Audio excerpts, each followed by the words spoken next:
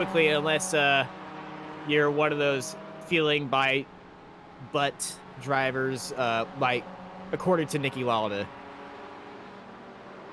He was a driver by feeling more than his eyes. But if you're an eye driver, this is going to be very easy for you.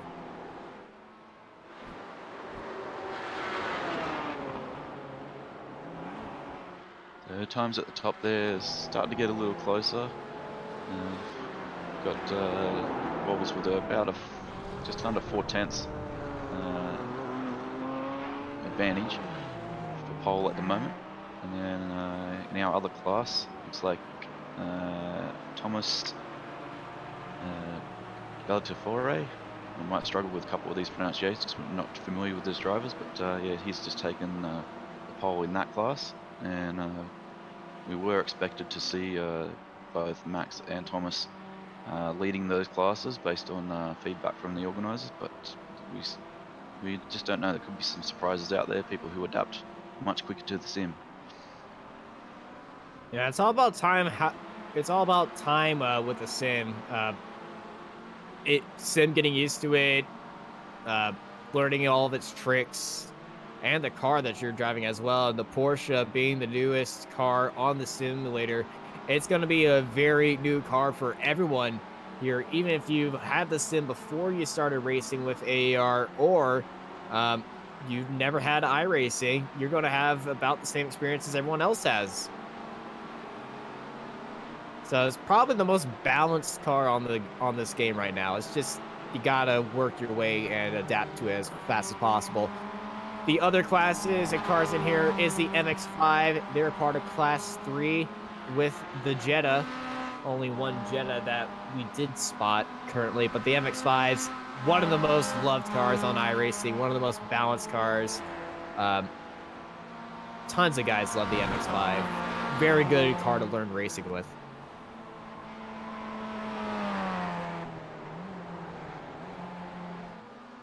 And around a classic American track like VIR, ooh, just makes you want to hop on there and race when the track's open.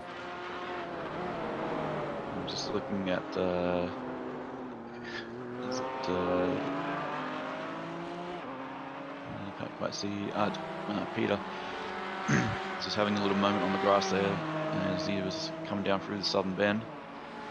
It's a pretty tricky part of the track there with the low downforce cars that we have. Be interested to see if they can take that flat or not. And they have to do a bit of a lift to get through there safely.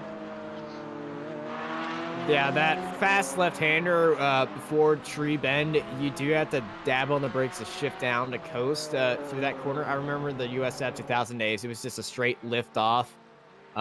There was a rumor that you could take it flat out, but from the guy that said it, he was a known backfield runner, so I didn't trust him.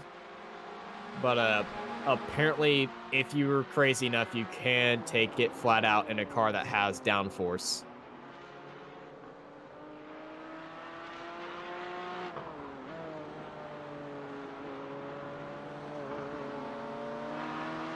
So we've just got Paul Sparta in the Cayman there, trying to set his time, currently in P8, and now we're riding on board with Thomas, who did have the provisional pole in this class, but Still he's has been it. pipped at the moment.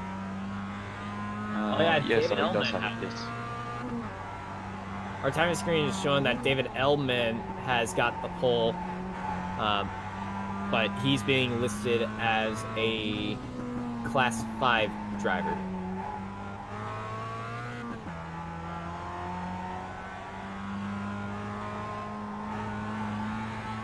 Yep, thanks for pointing that out, Austin. Sorry for the confusion there. We're just getting things sort of behind the scenes here. And yeah, so on board with Thomas, you can see heading up, just beating up through the snake and heading up through the S's here. Just trying to get a little bit of those curves, not too much, because the car can get unsettled quite easily there. So here I'm getting onto the brakes. Just a little bit of dab of the brakes is all you need right there. Then a shift down, then hard onto the brakes. Double left right-hander getting over to the old tree bend. The tree's not there anymore. They took it out because it was uprooting the pavement. And if you hit it, it's not that forgiving of a tree.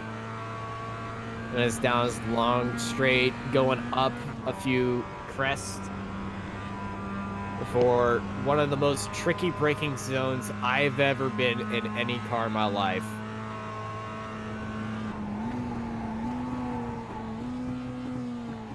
Hard on the brakes after a very shallow entry. Then you're into a very final sector. Another tricky braking zone right here over the crest. Dab on the brakes, correction, change of direction. And then it's hard onto the gas. And that is a lap of VIR. Great pit building, I must say.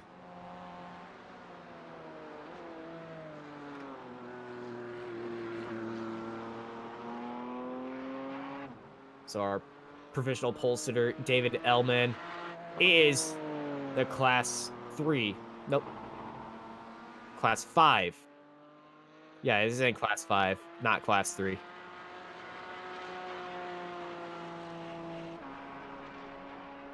That was confusing us on our timing screens here, but got that fixed.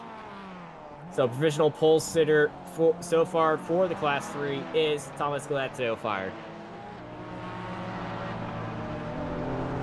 Yeah, that gap has come down. It's 7/10 now. He did have about a 1.5 second advantage with that lap time there, but the other guys are starting to find a bit more time. You can see these Caymans. GT4's a bit of a handful. They do have quite a few driver aids available to them, but even with that, they're quite a tricky car, quite twitchy. You get the snap oversteer on it very easily if you carry a little bit too much mid-corner speed. So drivers just really having to try and balance the car. It's one of the cars which really doesn't like sort of coasting. You really need to be on one of the pedals pretty much all of the time.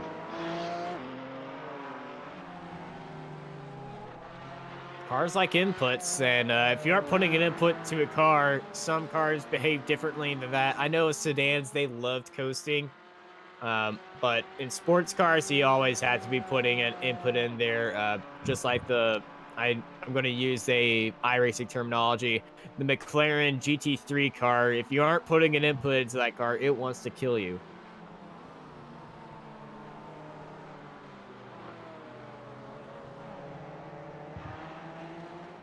So We're 2 on, minutes left in this qualifying session.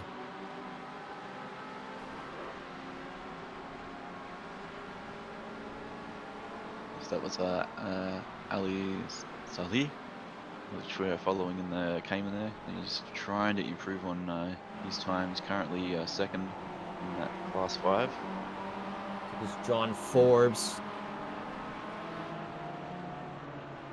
Looking around the outside and getting a little bit squirrely. Got into the grass and he's going to go for a trip around. That Porsche avoided a big accident right there. Yeah, unfortunately, hopefully he wasn't on a hot lap, because there's definitely not going to be one now. But it looked like they all escaped without damage, so the quality session's just about to wrap up anyway, so we may not see too many more changes to the leaderboard. We've got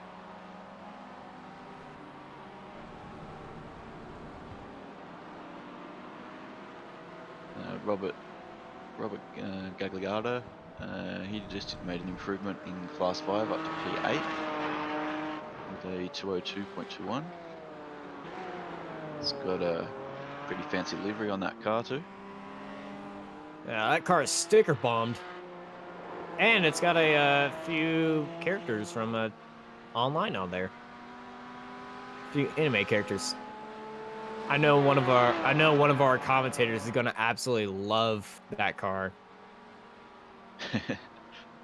Yeah, Marco loves Loves the Japan. flamboyant liveries.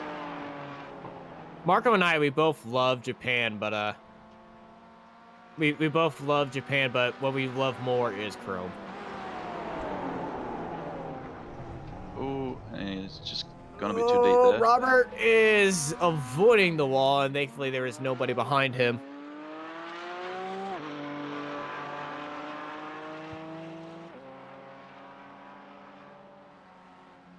And we're getting getting some corrections on some people's names. Pete Theo is that extremely long Greek name. So instead of saying Peter Theodore Rockopoulos, we're just going to be calling him Pete Theo.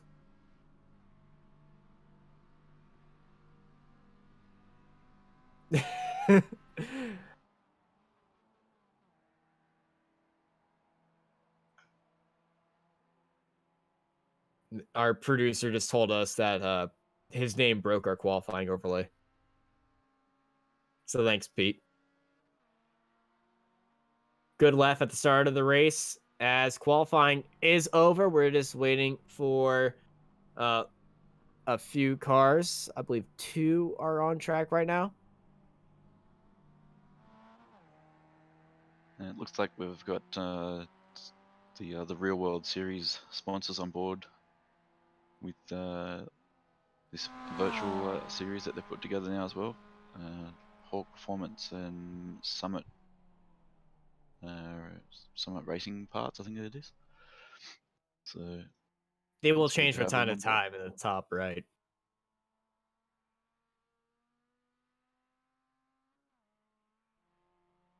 So the driver's just getting ready to change over to the race once this qualifying clock just ticks down. I think we've Yeah, got one car qualifying. just waiting to complete a lap. Yeah, we're just waiting for one car and the race control to for the session. Something I just learned: 19 cars in each class, so it's a very very balanced race.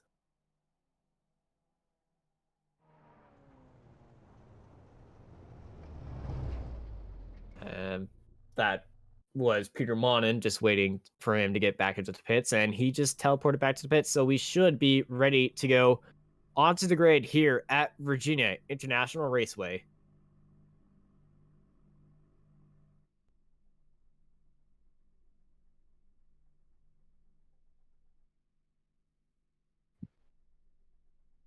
Looks like a beautiful day at VIR too. It's a great day as always. So here is your starting grid. Starting on pole for class 5, it's Max Wobbles ahead of Ali Sully, Eric Pennington, Rafael Jr. Torres, Pete Theo, Christopher Rollo, T. Duncan Burke, Robert Gallardio, Jonathan Chevelle, Paul Sparta, Cody Martin, Russell Van Zyl in 12th place. They're followed by Nafi Cocker, Christopher Bushart, Cale Fortenberry, Mackenzie Kaufman, Justin Fotis, David Ellman, and Richard Mileski, your Class 5 grid. Brad, I'm going to leave it with Class 3. Yeah, on the pole of Class 3, we've got Thomas Gallitovori. Hopefully that's close. And Michael Arago, John Forbes in P3, with Thomas Lee sharing that second row. Roger D. Eagleton, Peter Roach round out the third row, followed by Peter Monin, Tim Potter, Justin Stone, Eugene McMurray, Stephen Johnson, William Kennard, Aidan Burns in P13, Justin Lee rounding out that seventh row, followed by Christopher Lee, and didn't quite catch that row there. Looks like, there we go, Paul Bonomo, and Luke Party, and Virus Barzingini. I probably made a meal of that name, unfortunately, so apologies for that one. But yeah, we've got a very healthy size grid, evenly matched between the two classes, and I'm sure we're going to see some great action. Yeah, it's going to be a full pace lap around here. Expect some separation between the two classes so we don't have any craziness starting. You can just see the amount of cars and different colors that these guys have chosen for their cars. So it's going to be very easy to start to spot and spectate these cars. And let's just go down the field as we have this pace lap being led by a wonderful Mustang pace car, the best pace car. Yeah, VIR being one of the tracks that's been on iRacing for quite a while. We still have a full pace lap here. These guys are doing the rolling start format, so a bit of an opportunity to get these newer time models, trying to get a bit of heat into them. Is that Patrick on his card? I believe Max Wobbles has a small character Patrick just on the back there. Yeah, he does.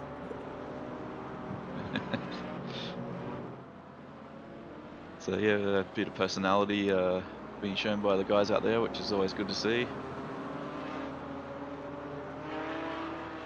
Yeah, I love to see all the style paints on here. I believe there's a husking feel paint scheme by Eric Pennington.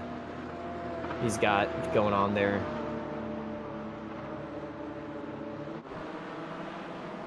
Let's take a look at our Class 3 drivers in the MX-5. I did just spot the Jetta, so it is indeed in there. Yeah, the Jetta kind of sticks out like a sore thumb. That car is super tall. These guys going to have to get hard on the brakes. Got a little bit of a accordion right here, and it looks like the number 57 car of Justin Forbes has got some damage already on that front end, and a few of these guys in the background may have also got some damage as well.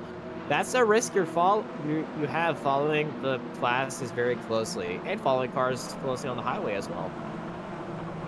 We do have one car off the back of the field there, catching up to the group too, so not sure if they were slow to get away or had some trouble early on. I think the field is snaking a bit, and we do have a car almost going into the guardrail. The grass here on iRacing handles like an ice rink, so you definitely don't want to hit it, and you just definitely want to be careful around these cars. And you can see the TCR also sticking out in the Class 5 cars. Yeah, it will be interesting to see how that TCR car, how it goes, where the strengths and weaknesses are between it and the Cayman. Likewise with the Jetta and the MX-5. Jetta probably not being quite as nimble as the MX-5, but has a bit more torque to pull itself out of the slower corners here. I do believe the MX-5 has a higher top speed than the Jetta. It's just the Jetta's cornering is just better.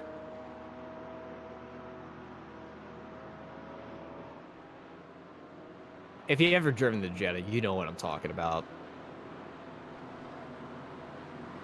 Yeah, it's been a while. I have driven it, but it has been a while.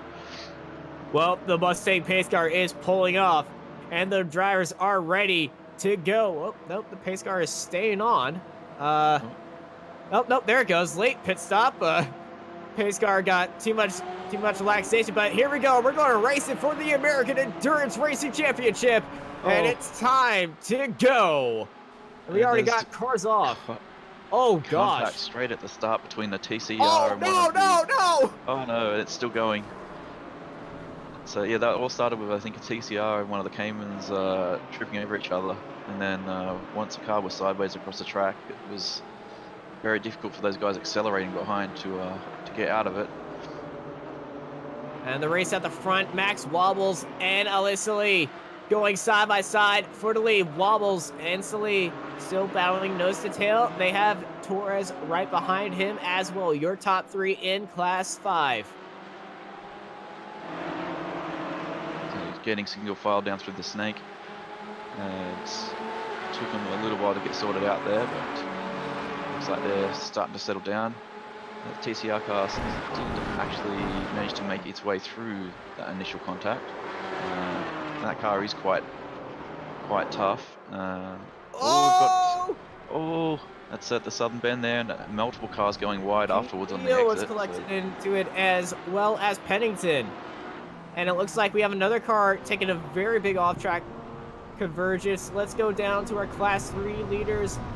Pete Roach taking the lead, followed by Steven Johnson and Potter. And I believe that Jetta is in third. Yes, it is.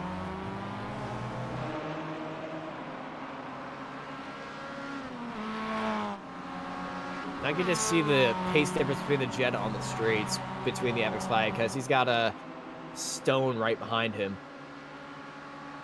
See that MX-5 just sailing past him? Well, that Jetta is very good at the corners. yeah, we'll see how they go on the brakes here up towards the roller coaster and down through the pig pen, hog pen, as it's known. Looks like he's able to still pull away a bit down through this final sector, so might be the first sector of the track where the Jetta will be strongest. Well, as Class 3 and 5 drivers finally complete their lap, our timing screens is going to fix the transponder issues. Max Wobbles leading out the race overall with Peter Roach leading out Class 3. We have a few Class 5 drivers trying to pull their way through the field right now after that crazy start. Go back up to... Wow, that's a gap. Yeah, 3 seconds. Max has been able to pull out over Rafael Torres. So he's using a little bit of curve there out through the S's. And yeah, just actually leaving a lot of extra room on the exit of the bend there, so probably not quite anticipating how much the tyres had. Oh, Martin's off. Much temp. Yeah, we did have a car off there at the southern bend. Oh, he's stuck in the middle. It's Cody Martin. It's going to take some time to get back on track from out there because it's Which part of the track is he going back on? Okay, he's going back on the part of the track where he came off. Because if he continued on the path he was going to cut the entire track, he was going to have to do a drive-through penalty. And that's no, actually a stop and go. Peter Theo recovering from his earlier adventures there as well.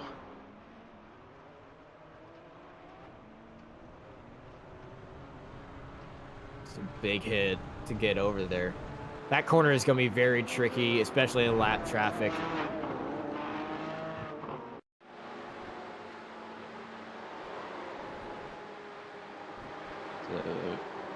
It's the 101 right behind him. This is okay. Oh, might have been a little bit of neck hurt involved there, perhaps.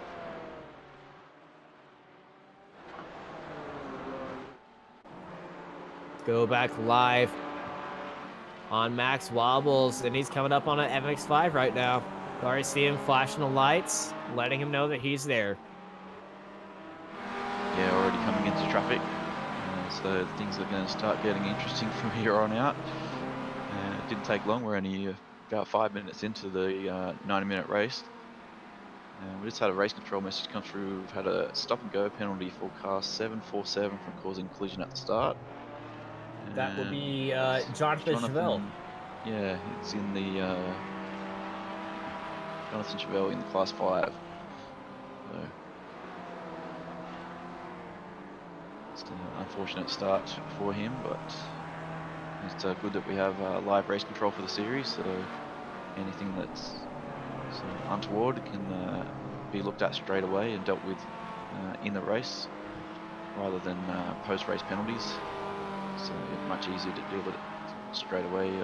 Everyone knows what they're battling for then. And we have another car just come down into the lane. And that's Mackenzie Kaufman.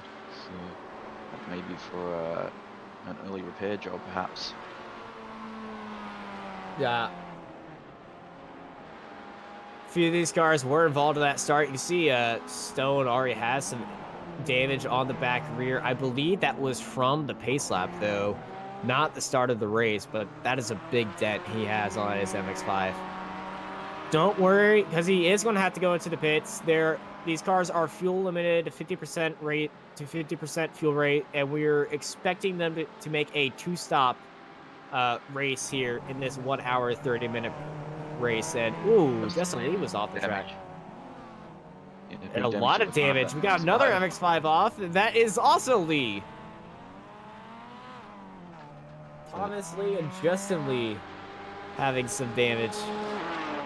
I'm not sure if those guys are related. We might be able to get some more info on that, but I'm just looking at Justin Fultz. And we're just going to cut to a replay of that chaotic start. See how things played out there.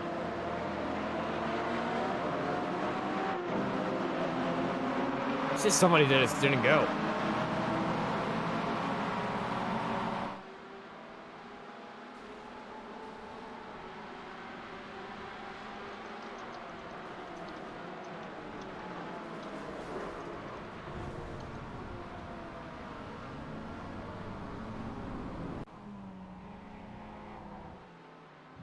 And we're back live here at VIR, looking at Rafael Jr. Torres, or Rafael Torres Jr. Some of these guys' names on iRacing, they get a bit confused with the order. So, especially with Sir part of the names, they do have a little bit of mistakes, but he's sitting in second place right now, up 6 spots. Ooh, very close out there. Yeah, the MX-5 with a bit of a slow exit out of the roller coaster there, and the Cayman had a much better run. Had to lift to avoid making contact. And here we are coming back onto the front straight, riding on board with Ali. Currently P5 is trying to chase down Eric Pennington in front of us here. Trying to pick up the draft, whatever he can down the straight here as they head down into the horseshoe. These guys are absolutely matched with each other. See the last times, 2-minute 9, 2-minute 2. Lee getting all that draft. They are coming up to a bunch of lap cars ahead of them. So it's going to be very hard for them to continue on this battle. And they're just going to have to focus on getting through this cloud cleanly. Smart driving from the MX-5 there. Just lifting a little bit, ran them both through at the same time. Let's head up through the snake again. This is going to be tricky heading up through the S's here. Oh, where's Lee going to go? Lee staying to the left. Oh, a little bit jump on the curbs. You just hear the car struggling for grip right now. And they're coming up on the TCR. That TCR is off the field right now, and he's coming back onto track right in front of Lee.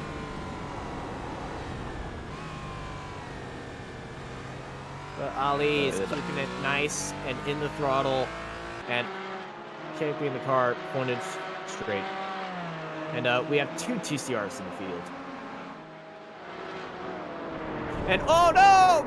Pete Theo looked into the grass in the braking zone and went for a ride. Looks like he's trying to make a move on KL Fortenberry there. Just not quite able to pull it up in time. And here we've got Ali is still right on the back of Eric Pennington. We've got some good battles through the field, even though some of the classes, like the 2 classes, were kind of broken up a little bit by the craziness at the start. So we have our overall class leaders at the start: Wobbles and Roach. Yeah, Max has gone out to a almost 6-second lead now. Max has got this car locked down. His best time is a second faster than everyone else in his class. And it looks like we got a little bit of an incident with a Fotis. And Martin and Fotis. Oh, Fotis is dropping down the field. Yeah, it's couple of those Class 5 drivers seem to be dropping down the order there. Well, Cody Martin was heading Cody, into pits, but Fotis, oh, it looks like he took a little bit of a drive coming out of the final sector.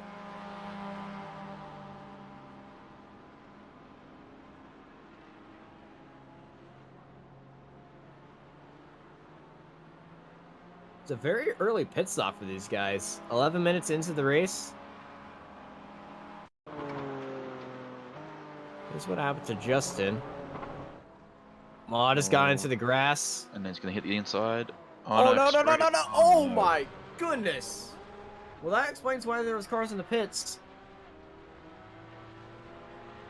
It's a massive Yeah, that hit. was definitely a hard impact there, and he'll more than likely have steering damage as a result of that. And MX-5 will most certainly have steering damage, so that explains the early pit stops. And Max Wobbles is in the pit lane. So that is very strange. Why is... Oh my goodness. All the Porsches are coming into pit lane. Okay, this is interesting. Surely they can go longer than 12 minutes on fuel. I know the fuel was limited, but did they limit the fuel for qualifying and just forget to fix it when they started the race? Perhaps, yeah, we do have to remember a lot of these drivers are new to the sim world, and I mean, even experienced drivers do make that mistake from time to time where they forget to change their car setup from quali to race trim. So yeah, that could be the case. We could have multiple drivers who have made that error. In real life, in the American Endurance Racing, they do have a mandatory of 5 stops per race. So we aren't replicating the 5. We're just doing estimated of 2 per race in this 1 hour, 30-minute race. But that is a very early stop for these guys. So maybe they were doing they just forgot to change it from race setup to quality setup, or they were doing some strategy to say, okay, to make it to the end, I don't want to have to win this race on fuel mileage alone. So they maybe did the math for this race and doing a little bit of short pitting at the start, because he wasn't in that pit box for long.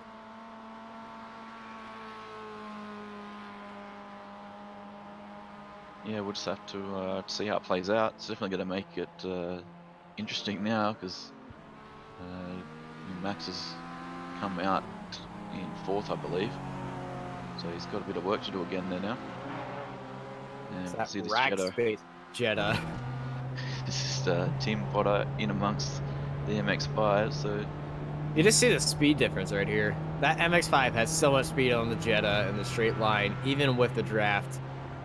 that's But a good that's nothing demonstration of the compared to the classes right there. GT4. That GT4 Porsche car is just flying past these two. But just watch this Jetta coming out of this corner. He's going to start running over this MX-5.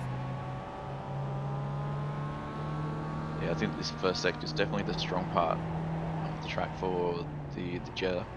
It's just that back straight is really what is hurting this car the most. The MX-5 Yeah, but just this gets car such a is... run. Oh. And McMurray does have some damage in that front left part of that car. You can see that wheel popping out just a slight bit. And coming up to the SS, this is what the Jetta eats for breakfast. And eat it does, because honestly, when you're driving the Jetta, it feels like you're driving a truck. Yeah, being the diesel, it doesn't rev that high.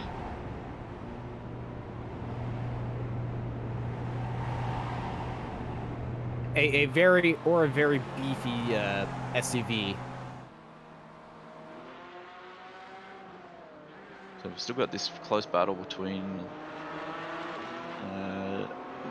Robert Gagliardo and Eric Pennington. So I'm not sure where Ali Salih has gone, but He went to the might pits. have, yeah, he might have been one of those cars we saw to come down the lane.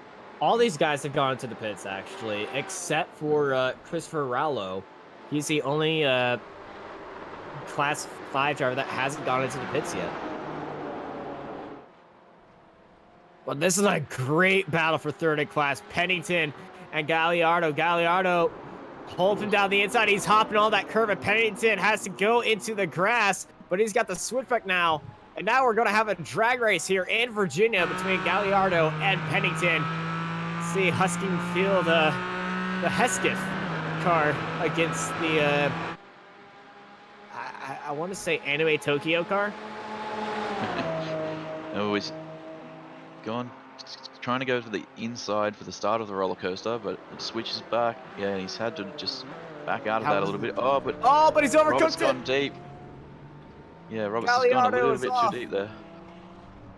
He's overcooked it. And now he's just going to have to bring up that fight once more.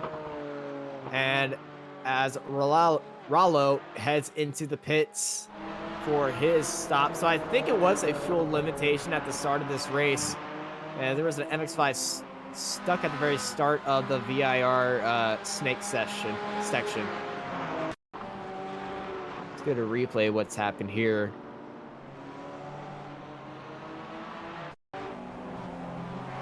This is Christopher Lee. He's been having a rough day. Ooh, bit of contact. Oh, that's unfortunate. That was the 156 car party. And we cut straight to that amazing camera shot right on the curve through the S's there, as Max Bobbles just absolutely nails it through there. And he's coming up against a bit of a gaggle of traffic here. Yeah, but thankfully he's on the straight. He's not going to have to deal much of that, but that MX-5 is going to have to watch him. But not for long, because it's a narrow part of the track. But if you're in a car this fast, it's, oh my goodness, gaggle there. Very busy at the roller coaster section. Cars getting into each other. That's Sparta and Vencil. They are still not linked out of each other.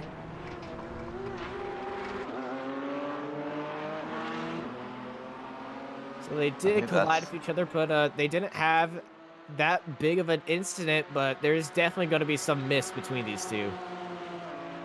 I think that's the most amount of cars I've seen in that roller coaster section at once, ever. There was so many cars just there. I think I've seen about 10 before on a track day. And that was one of them. It's a pretty freaky feeling when you're going through there. They do call it the Nürburgring of America. And it feels great when you're in a pack of cars like that. It's a bit scary, but it's fun. So we've got so Paul Sparta and Russell Vanzilla. They're just recovering after that contact at the roller coaster, coming up on some MX-5 or Class 3 traffic here. One of those guys has jumped out of the way earlier than the other. Yeah, that's a 762 car. Paul Bonanimo, who was involved in that earlier incident, so he's actually a lap down compared to that Martini MX-5. Yeah, they were just able to clear him just before the entry into the S's there, so that worked out quite good for this pair. Justice Stone making up some ground. Currently, I would say him compared to Roach is about 3 seconds.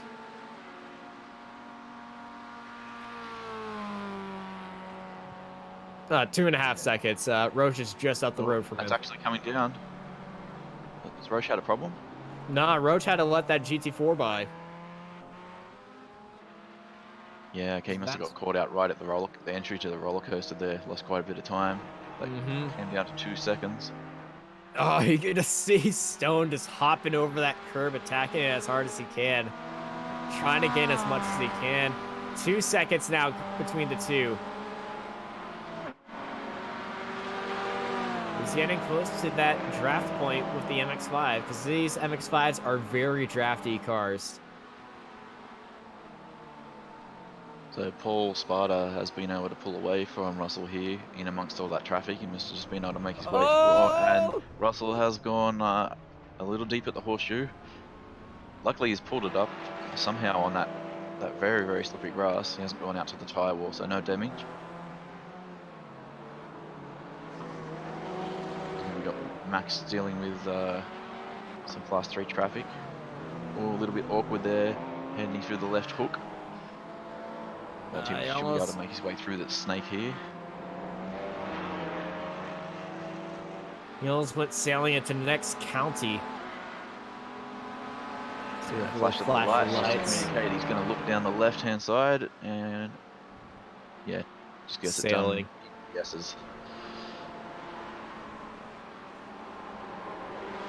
Easy enough for Max Wobbles right there to get it through there. As Chevelle is going to send it through that corner. That is a risky place to send it, but these guys are absolutely brave behind the wheel of these cars. Good little gaggle of cars going nose to tail up through the S's.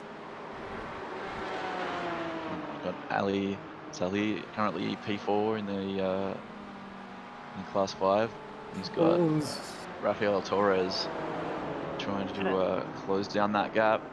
It's only about half a second there, as you can see.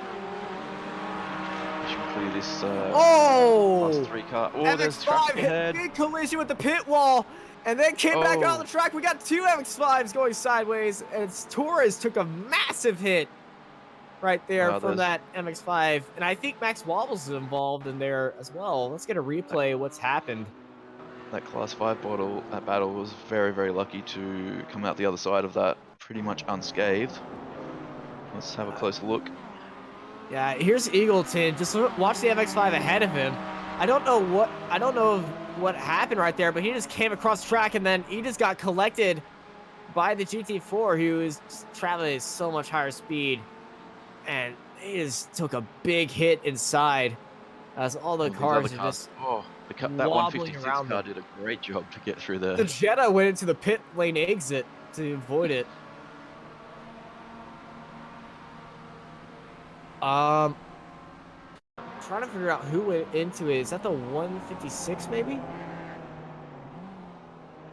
No, the 156 cut their way through quite cleanly. It may be this car of Stephen Johnson, is it?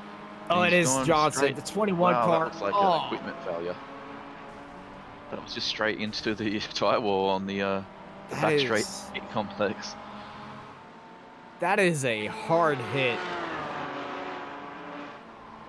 Or back live. Yes, with Thomas Lee, who is in a good old fight with McMurray. They're side by side of each other. And it's actually a three-way fight. We got Lee, McMurray, and Potter.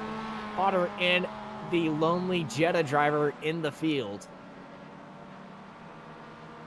So it's good to see the Jetta mixing it with these MX-5s. He's currently 6th in class, and these three, there's only about a second separating the three of them, so they're having a good battle. Thomas is doing quite well, considering he's got significant damage to that car on both ends. And that's probably not steering perfectly straight. You wouldn't be surprised if he's dealing with a little bit of right or left hand down on that wheel. It's going to be hurting his top speed. And that's going to be playing in McMurray's favor a lot. Up ahead in the battle for 4th place in the Class 5. These two Porsches going side by side. Salih and Torres. Great driving between these two. So they're heading into the final corner. Going a little bit off the track. Salih and Torres just forcing his nose down in there. Rafael trying to get the better run on Salih, but Salih's got that MX-5 draft ahead of him. You can see them flashing the lights. They don't want this MX-5 to ruin the race.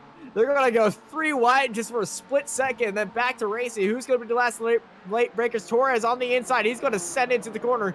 Salih sees the send. He's going to, he tried to go for a switch out right there, but Torres pumped the brakes on the apex to hold that position. Great clean driving between these two. Yeah, great battle with these two. They did really well to avoid that carnage on the back straight just earlier, and it did break up this battle a little bit, but Torres was able to get back up onto Ali and has been able to get that move done in the horseshoe. You've got quite a bit of traffic coming up ahead of them too yet, so there's still plenty of opportunity for Ali Salih to get back up onto Torres. All it takes is just one little... Oh, Salih's got a great run. Great run and a great line because Torres is going a little bit too slow. They almost get into each other. They're riding onto the grass. Salih looking around the outside. Torres holding down that inside line before the double right-hander of Old Oak Tree Bend.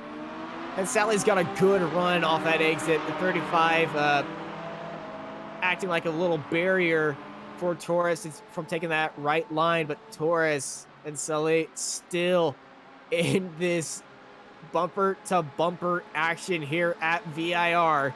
And here comes Salih. Salih's going off-roading for a little bit. He got back onto the track. Great battling between these two. Oh my. While this battle is happening, we actually have another great battle for second and third in this class between Gavigado and Pennington. They're still locked in battle as well. So these guys are providing some great racing. We've got these two fighting very, very hard up here for the podium, and then Torres and Salih fighting equally as hard, just about 7 seconds further back on the road. So yeah, it's really good to see. We've got Max has cleared out to a 22-second lead, 24-second, sorry, and but yeah, it's some great battles happening. Martin and Pete Theo in a battle down there for 7th. The battle for 4th between Salih and Torres been highlighting all of our screens for the last lap, and that battle for 2nd between Gallardo and Pennington, who is going bumper to bumper right now through the S's. Yeah, so... Whoa, Pete Theo's on the bumper right now of Martin. So yeah, lots of close battles in this Class 5. Oh, that MX-5 was right in Pete's path. He was looking to go around the outside, but Pennington and Gallardo, they may have touched. He's had a little moment there through Southern Bend again. Managed to gather it up. Get a quick replay. These two guys going up through the S's. Oh, he's just too much mustard. Yeah, I think that just started up through the S's there. He just got a little bit offline, took a little bit too much curb. And once you upset your flow through there, it takes pretty much right up to the oak tree to sort of recover and get back into that rhythm. Now, if you don't have your springs set right, that can also upset your suspension. Ooh. As Pete Theo in this. My goodness, what a save of the MX-5. Going side by side, and Pete Theo making his way through the traffic in probably the most scary way possible, doing it side by side through the S's. Yeah, you don't see that very often, and when you do see it, it usually doesn't end well. So yeah, that was Thomas Lee that he went side by side with. What a save by Lee.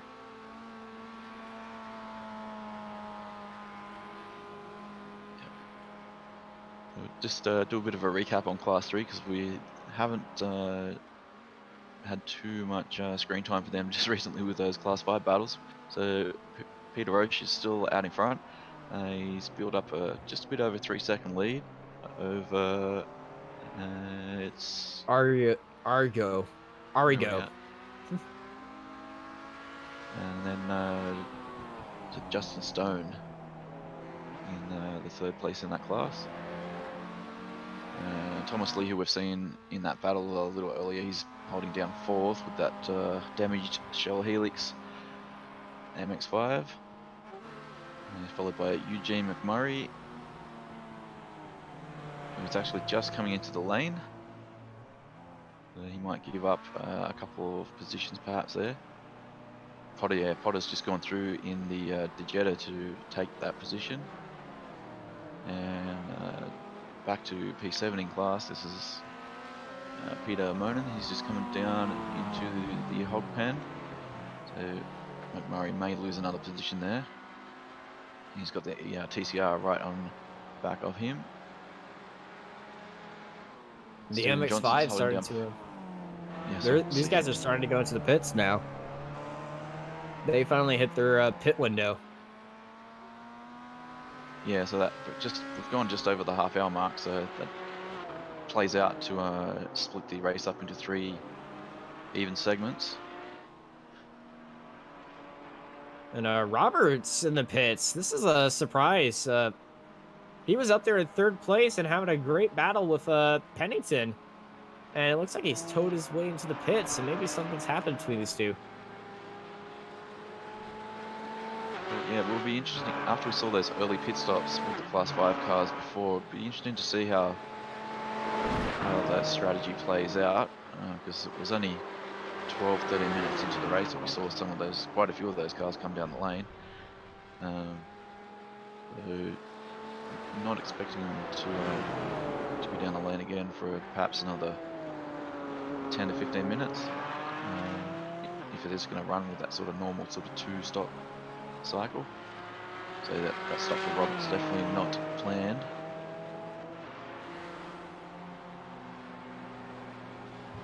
We'll see how it is, because that pit strategy of these guys, I think it was just a qualifying setup these guys were using, and they just forgot to change it over because all of them have gone into the pits. But that was on lap 6, and they doubled that already. They're currently on lap 16 right now, and they haven't gone back into the pits in a regular time. So I believe that was just a qualifying fuel, and they just had Parca Ferme, and they just didn't change it over. You can see Robert just coming out of the lane there, so it's actually going to go a lap down. Max has just gone through. The fastest lap of the race for Wobbles. 1:59.4. That's It's significantly faster than chaos. everyone else. Turn 1 is so tricky here, because you see, it's a big braking zone, but you feel like you could take a lot more speed than you can actually take it into there. Wobbles is carving his way through the field with ease. Let's go to the 2nd place of Eric Pennington.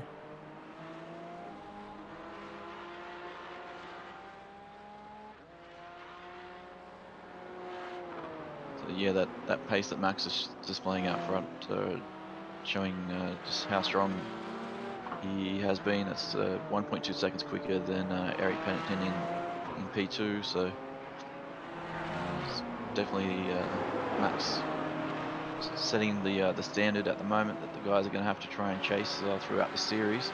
But it's always good to have a very high performing driver in the series. It really raises the bar, and I'm sure these guys will be doing plenty of practice to get a lot of seat time before the next event to try and close that gap. Well, next event's tomorrow.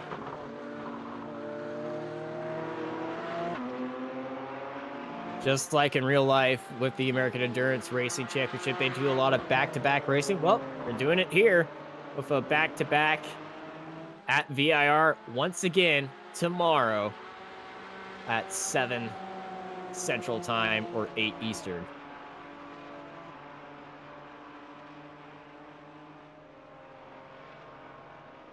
And Peter Roach heading in is going for a full change of tires and full on the fuel. Always good idea to change the tires, gives you more grip, but you might see some guys play with the strategy and not change the tires. Thomas Lee kills a cone right there. Hashtag cones lives matters. And almost a little collision in the pit box. Don't believe he knows that you can actually drive through cars coming into the pits.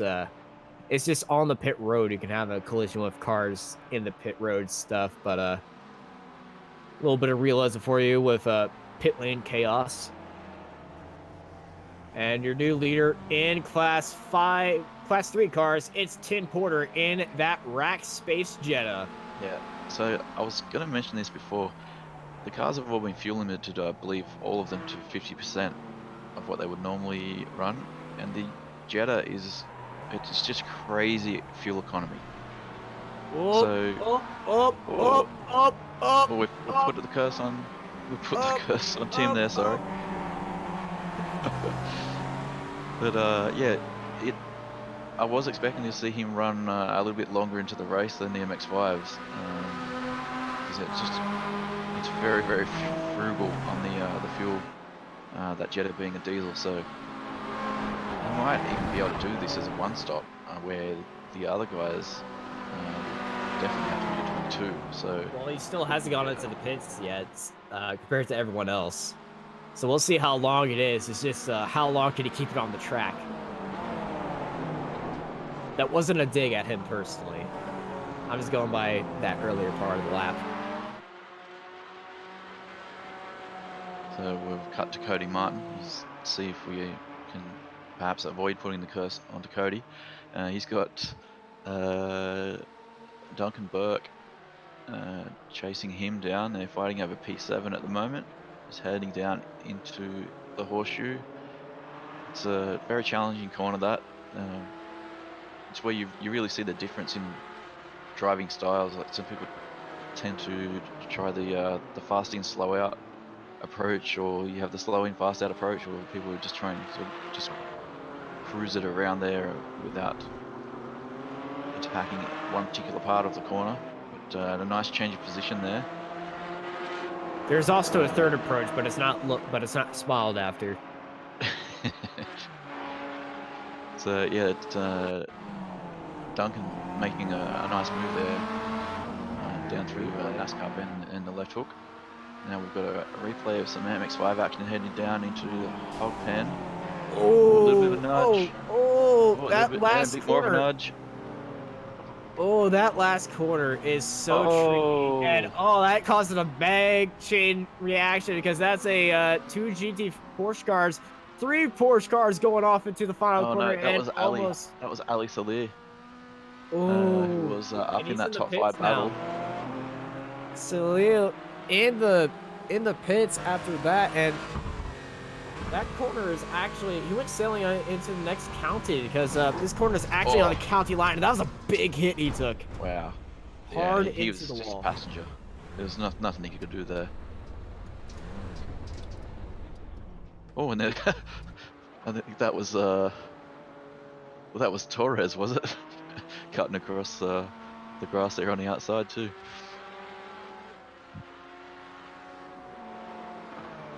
And now we're looking at Pennington.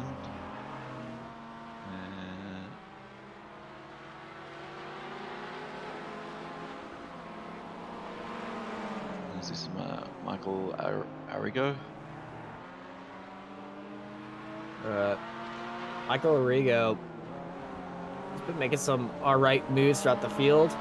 You just see Potter just screaming his tires behind him in that Jetta. But Michael Arrigo sitting in the lead of Class 3 by 4 seconds ahead of Potter in that super fuel efficient Jetta.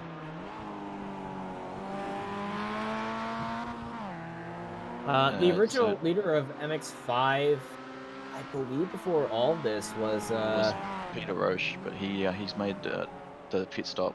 So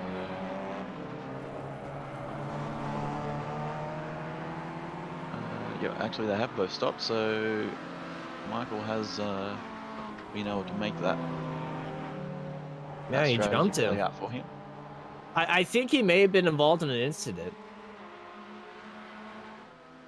And we've still got Potter out there in P2 in class in the Jetta, yet to make that pit stop. So even though the Jetta probably doesn't have the outright lap he's time, off track. Potter's off track. Oh no.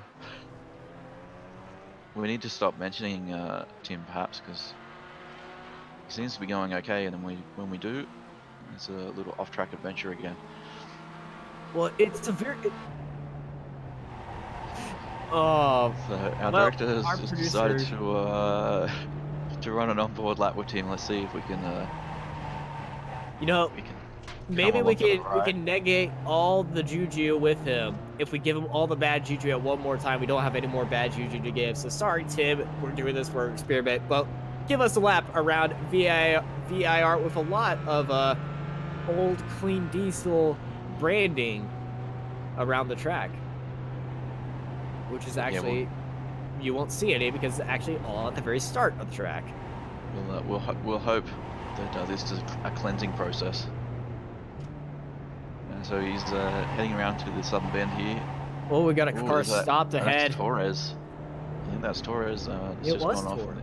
the infield. No, I think it was Salil. Torres and Salil both have very similar cars. I must say. It is here white this car is. Yeah, it looks like Tim might have a little bit of steering damage there. And confirmation, I think that was Torres that was off. So we'll see if we can get a replay of that after we do a ride along here with Tim. You can see just it's quite a comfortable experience inside the Jetta. It's pretty quiet and it's not too leery behind the wheel, but it's just a unique like sort of driving style you have to adapt to this car, because not having the top speed and not having perhaps overall power, it's just you got to use the torque mid corner and coming off the corners to really get the lap time out of this car. And it's one of the easiest cars to set up because you can't set up any part of that car. So we're just back to that replay with Torres. Oh, he just got off the curb. And okay. Yeah, there was definitely a bit more involved with that.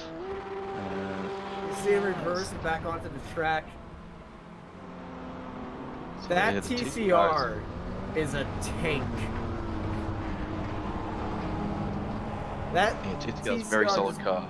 Blew through him like it was nothing, and he's continued on because I don't believe that TCR has any damage.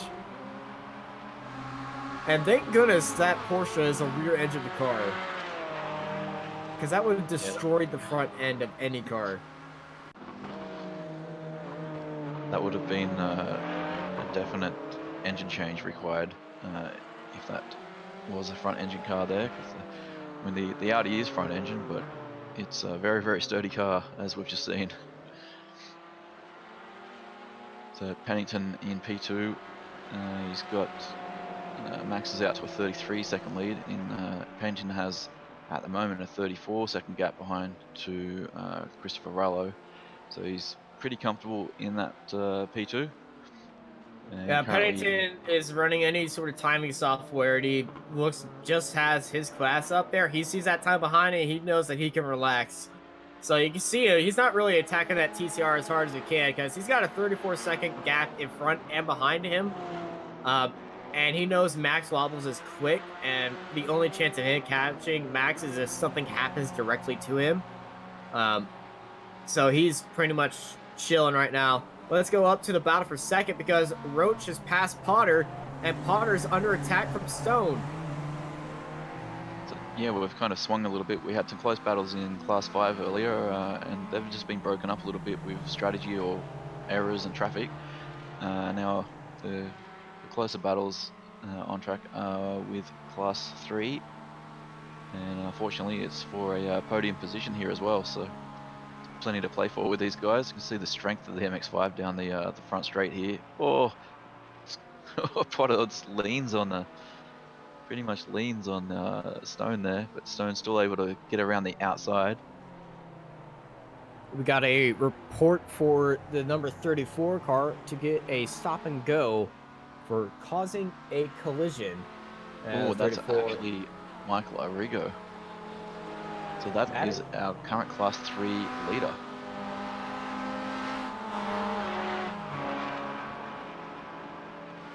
Yeah, Arrigo issued a stop-go penalty, so he's going to have to negate that 19-second lead he has to do a stop-go penalty. And the race control, I have them on in my headset, just relayed that message to him right now. So that's going to change things up definitely in that class, because it's about a 20-second lead at the moment. So that'll put him back into that pack, probably going to end up coming put him right next to Potter and Stone. if something happens to Roach right there, speaking of Potter and Stone, those two guys are swapping positions. Yeah, Potter able to get back through down the oak tree there. And Roach is falling down. It looks like Roach may have had an issue compared to Arrigo, but Arrigo is going to have to go into that pit. And a stop and go around here, a drive through normally is about 20 seconds already. So we'll see where he ends up compared This is all to the good. leaders. And they got that Porsche just on the outside of the Stone and Stone. Oh, And he's Potter really attacking the curb on oh the man, coming out of the roller coaster there as well. that's Peter. That's Pete Theo. Pete Theo is so patient of a driver, and Arrigo's not stopped. Arrigo didn't go into the pits. So, he probably has a couple of laps to serve this penalty. We'll see the rear brakes on that car glowing. Yeah, the iRacing model shows brakes glowing, shining, track adapting to the tires, which is wonderful to see. The best place you can see that on iRacing is the Dirt Series because those tracks change throughout the race. Also at Dover, whenever you race there on the concrete monster mile, throughout the race, the tires will just turn that track black and the racing line actually changes throughout there. And road, well, it makes it Oh, easier to follow the driving line if you aren't used to a track, I must say. But also yeah, shows where so most of the mistakes are as well. Arrigo's definitely pushing hard here to try and to This is counteract a that this penalty has that to he's be going an to have in to lap. serve. This has to be an in lap for him. Oh, and Stone's getting right up onto the back of Potter again in that battle for third.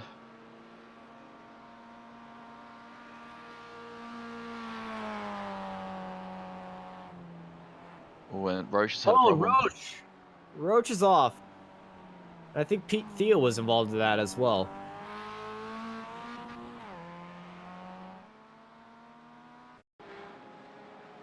Let's replay. Wrong car. Here we go.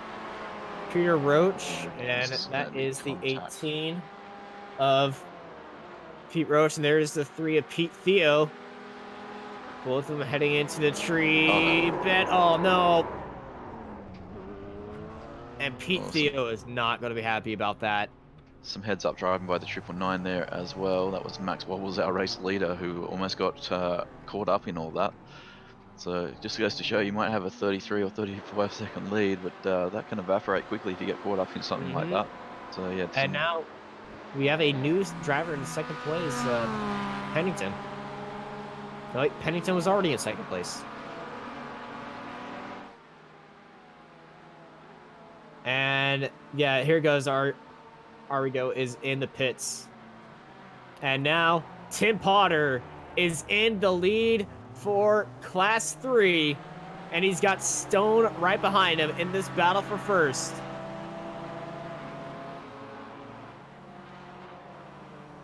one of the Class 5 cars makes their way through. That's the Tim 72. Potter still has not That's gone into the pits. Burke.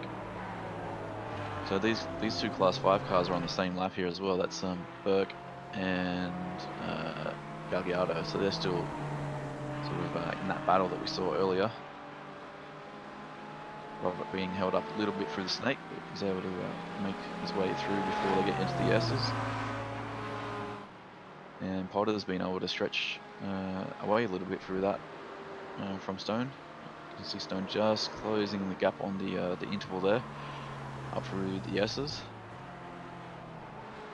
So Oh, definitely Potter different taking a strengths. little bit of risky line through there. You just see him getting that car sideways. He does have a bit of front end damage, but Potter, he still hasn't gone into the pits. And if he can, I think he can max this race out to a one. He can do it to a one stop because we're Yeah. already halfway through this race. So yeah, he's on the same, basically at the same strategy point as some of these guys he's battling against. There has been some of the Class 3 cars come down and take second stops. But the guys he's actually battling with here, Stone. Stone As and Stone gets Roach past behind. him, They've they've just only had one done one stop. stop. So they'll all make one stop from here on in. But obviously, Potter's stop may be a very, very short stop. He may not have to take much fuel on at all.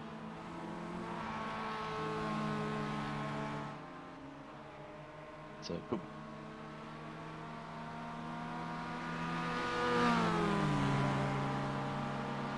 Yeah, about 7 laps for Class 3 before they head into the pits for their final stop.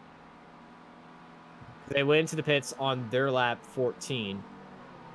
Some went in as late as lap 20, as late as lap 15. And some of these guys already went into the pits on lap 20. That was Steven Johnson.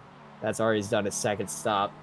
Michael Garargo, it's showing him as doing second place, a second stop, but I believe he just did a stop and go and then out. But actually, I think he actually went in and had a bit of change of tires and everything, which is allowed in iRacing. You just have to serve a 2-second stopping penalty before any work is done to your car. Yeah, he's been able to cut back through Peter Roche there, and just down through the horseshoe. So you can see he's pushing really hard, sliding the car around on the exit there, trying to recover from that penalty. Oh, Torres is in the pits. Torres Jr. is in the pits. Class 5 driver was sitting 4th place, and he's going in for a second stop. Oh, he's got a lot of damage. He's finally getting that hood replaced. So he might have worked out that on the fuel, you can possibly make it home from here with the limit to their tank capacity. So we've got about 37 minutes thereabouts left in the race. So it could be a case that any of the Class 5 drivers pitting from now might be able to make it to the end. Pete Theo in a great battle with Cocker ahead of him.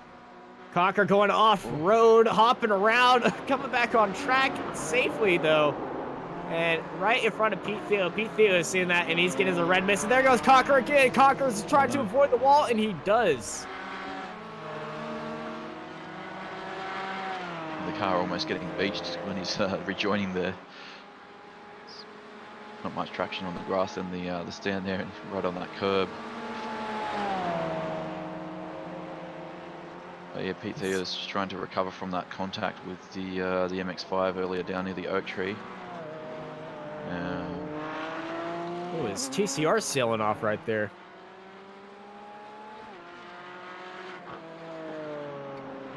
And we're getting some last name advice for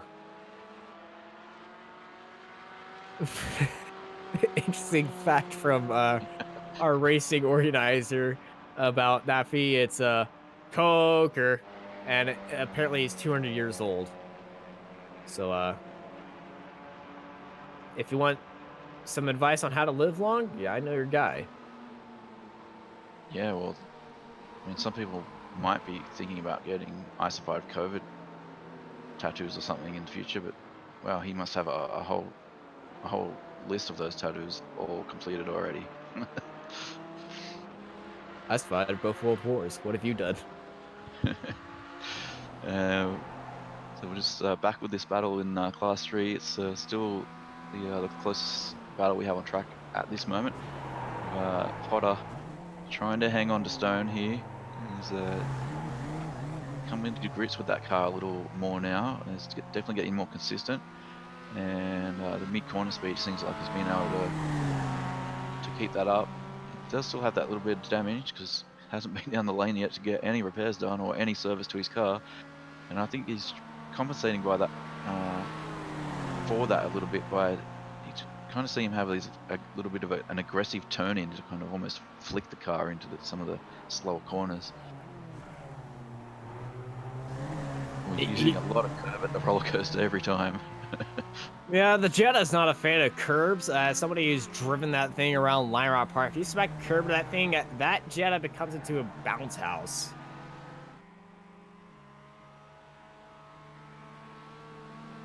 Yeah, we're concerned that the Jetta may not be able to compete too well with the MX-5s, but He's Tim's holding his ground. yeah, he's definitely proven us wrong there, and It's making it this fuel interesting to. economy where he's getting a lot of positives from fuel economy and keeping up with them in the mid corner because these guys are just you can't pull away. Stone's slowly pulling away, but Tim Potter is locked in with them.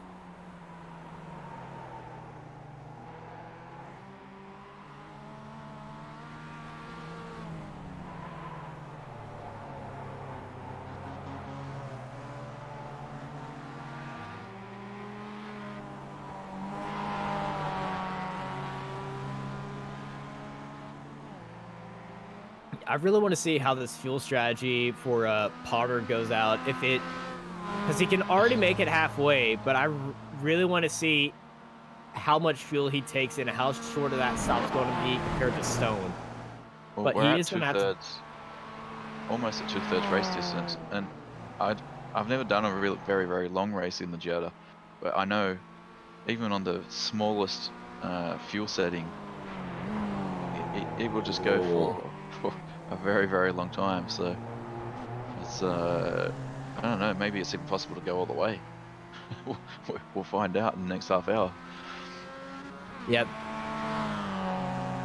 So, a little bit of fact about Jettas and the AER, American Endurance Racing Series. There is a Jetta that races in the AER, and it also has the most laps out of any car in all of the American Endurance Racing Series. Has over 10,000 laps.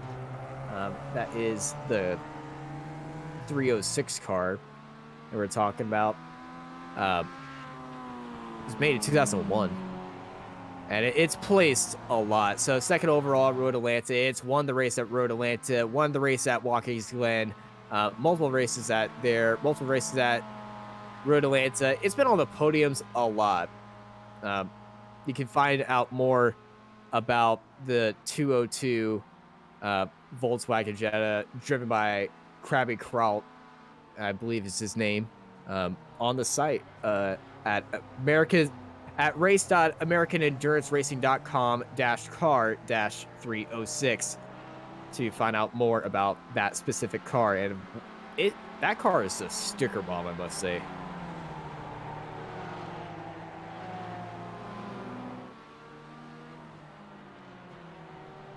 Little shout out to the sponsors of this series.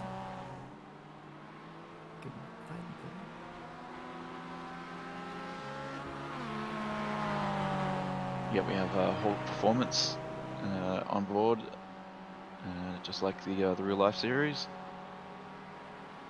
and I believe it's Summit Racing Parts is the other sponsor.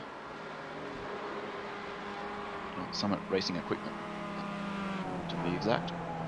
So yeah, Summit Racing Equipment and Hawk Performance.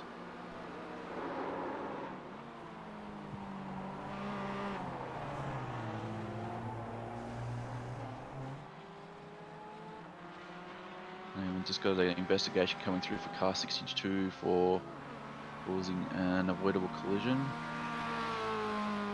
And that was only about 30 seconds or so ago, so they're quite quick on getting onto these investigations. Just having a look at which car that is.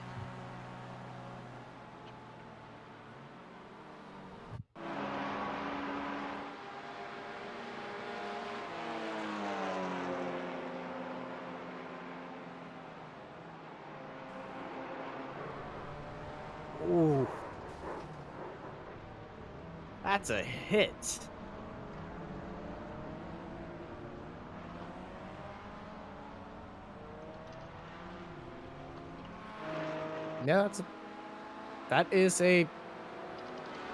Yeah, that's definitely going to be there for a penalty.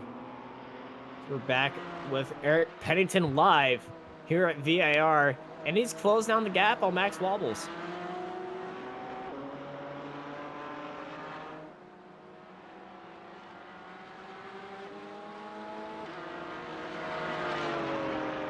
Yeah, it was at 35 seconds or so, and now it's down to 28. So I mean, Wobbles still doesn't have a great deal to worry about at that point, but it must be encouraging for Eric to get that consistency and start reducing that gap a little bit.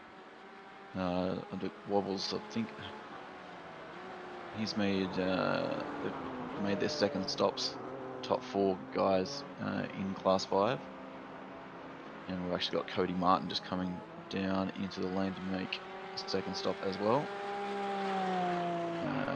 Duncan Burke has stayed out and has just taken P5 from Cody.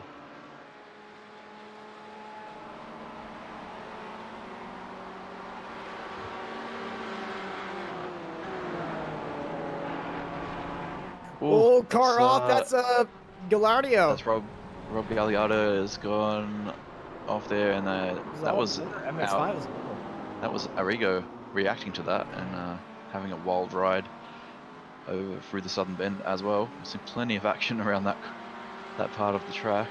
And Potter has gone into the pits. While that was happening, Potter went into the pits while we were looking at these replays. So yeah, unable to make it all the way.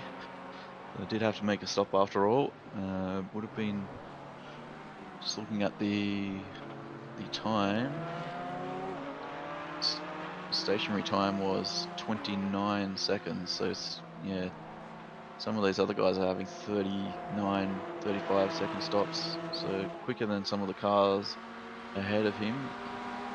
The only other driver with a short stop was Arrigo.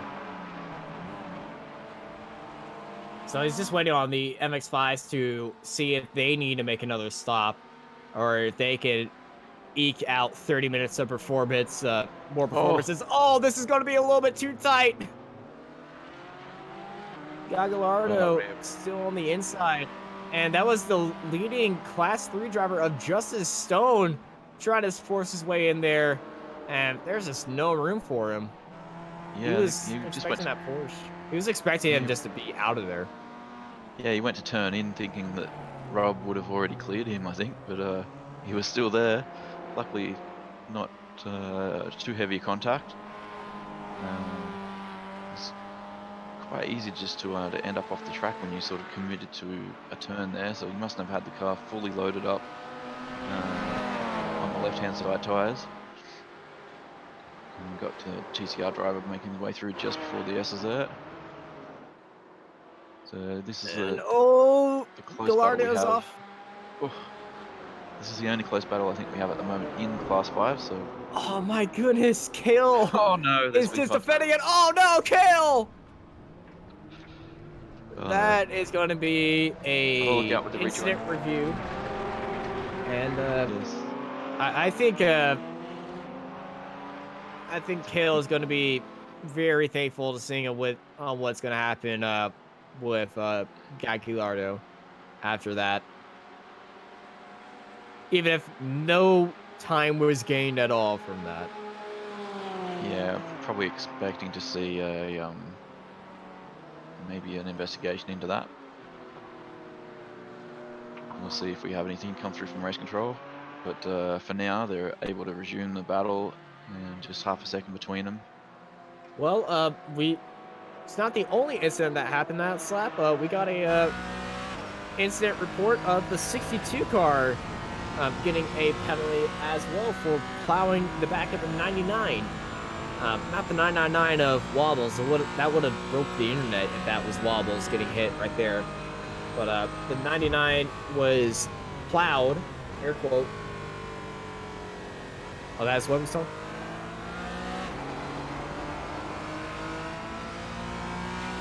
So that, all right, that was just given the penalty. So how long before this incident is going to get a penalty, if it is? Yeah, they might have just been happy to call it a racing incident. I mean, once they got back on track, Robert didn't take advantage of the contact. He fell back in behind. Fell back in behind Kale again, so the battle pretty much just resumed as it was. As is probably going to be a little bit more respectful between the two. Yeah, he'll definitely be a bit more cautious trying to make that move again. But he's still going to get in there and trying to, Robert's still trying to shake the cage of Fortenberry. Being from Virginia, this is his home track. Up this back straight here, see if we can get a bit of a toe. He's closing, probably not going to be enough to get. Oh, if he's having a look. Down the inside. It will be the outside for the second part of the roller coaster. We'll see. Oh, he's just sent it into that corner. Just absolutely easy for him. Gagliardo just letting him by. No, Gagliardo getting by as Fortenberry lets him by, not wanting any drama on the exit. Let's go back up to the battle for fifth in class with Bert and Pete Theo.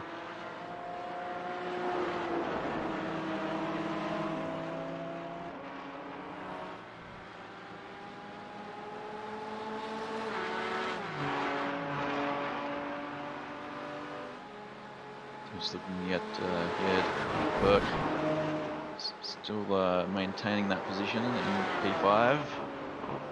Yeah, Theo's trying to close that down. The last lap, there was only a tenth between them. With Pete Theo just a tenth quicker than Duncan in front, or a bit wide onto the dirt and the exit of Oak Tree there. So Theo's going to get a good run up the back stretch here. He might be able to make a move in the roller coaster.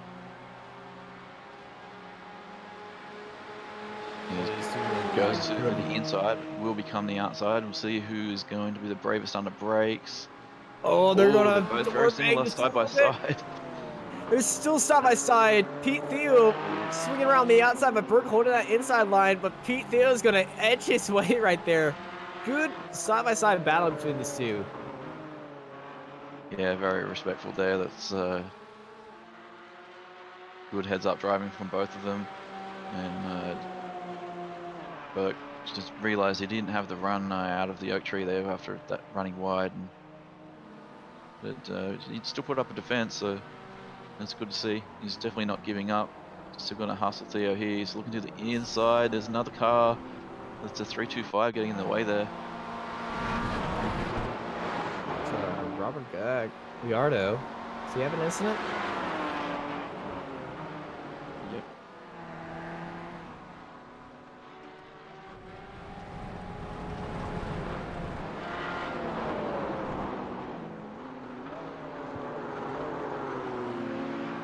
I feel like the race control is asking for the incident between Gagliardo and Fortenberry.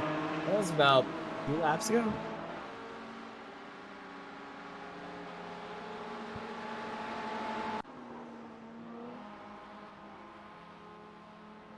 So just coming back to live, while we were looking at that, there was something flashed up on my screen that was interesting, which was Max Wobbles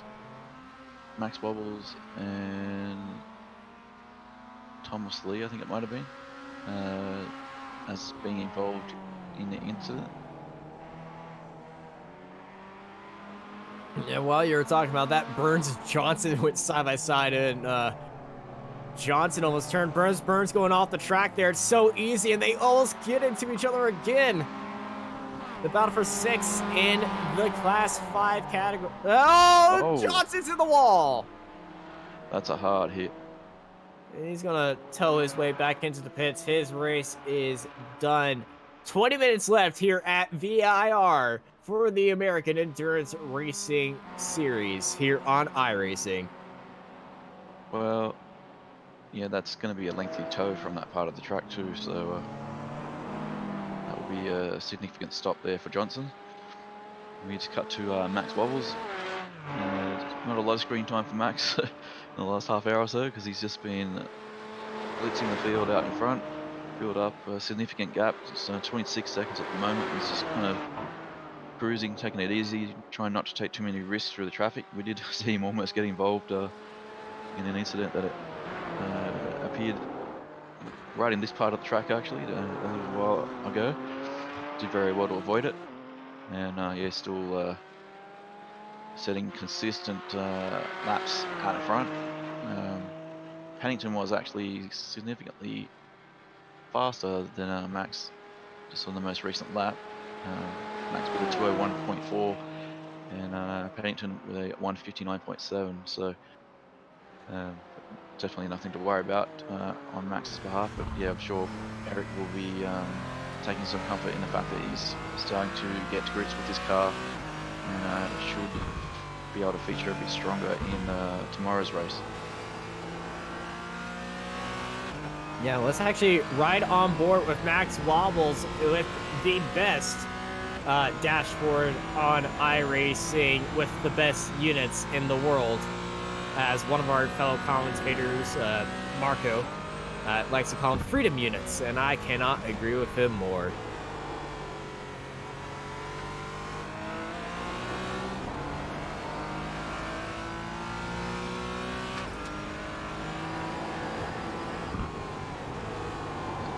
NASCAR bend. Yeah, turns in quite early there. Takes a little bit of curve. Do the left hook. Takes that first part really tight to maximise the open up the exit down through the snake here, because you're pretty much full throttle out of that corner all the way down up to the top of the S's.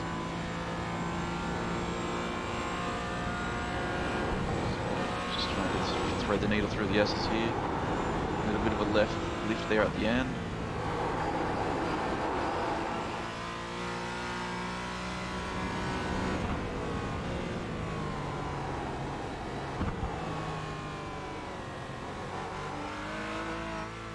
A little bit of oversteer on the exit of Oak Tree. He catches that very quickly, but would have compromised the run to the top speed. Able to be achieved down the back straight here, but unfortunately not in a close battle with anyone, so he doesn't have to worry too much about that. He doesn't really have anyone around him, too. If you look at the mini-map, he is closing on 4th and 5th place ahead of him in Class 5, Class 3, between Arrigo and McMurphy. And those two guys are directly ahead of him, but with the speed he's carrying on, he doesn't really have to worry about them that much. This is going to be a flyer of a lap right here. Probably not going to be new fastest lap of the race because he's been putting in some solid lap times, but it's going to be a blast of a lap. Yeah, that was a 2-minute 0.35, and that's about 9/10 off his best. So yeah, still a very tidy lap there on board with Max, and you can see he's just catching up to that battle here now. Rigo's been able to get through on McMurray. Oh, McMurray goes runs wide off. No real car contact between them. I don't know. I believe McMurray is just, I see him in my rearview mirror. I ain't going to cause any drama for you. Fling the car off the track. You can see Max actually just dragging the brake a little bit there, heading into the snake, just so he wouldn't make contact with the Rigo. So he's definitely taking the cautious approach as he makes his way through the traffic. Here we are with Raul Gagliardo, and we have the two different classes of two different cars in this Class 5. The TCR car and the Cayman fighting in the same class, and Gagliardo is just trying to make his way back up past Jonathan Chevelle. Be interesting to see how they compare along the straight here. Looks like the Cayman's got a little bit more grunt, a little bit more top end, but you can see the TCR deep under brakes. Obviously we've got a front engine, front wheel drive car fighting with an MR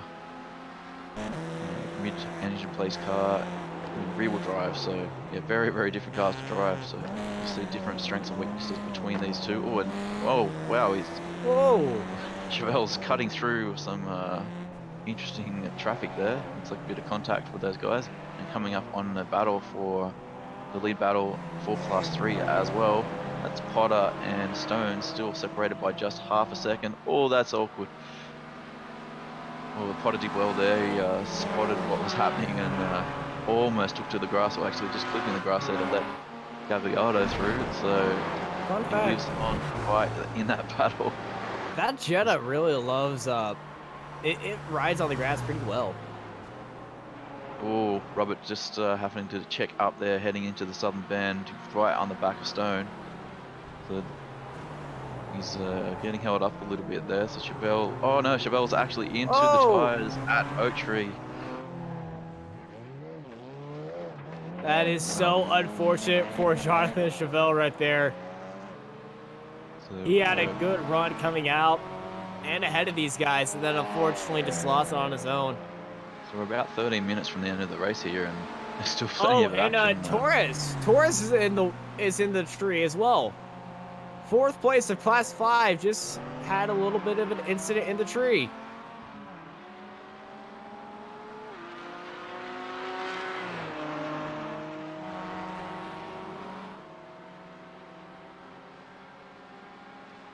Yeah, so as we were mentioning earlier, Pennington has been gradually chipping away at this lap time throughout the race. He's actually just pipped Max Wobble's 4th fastest lap with a 1:59.25.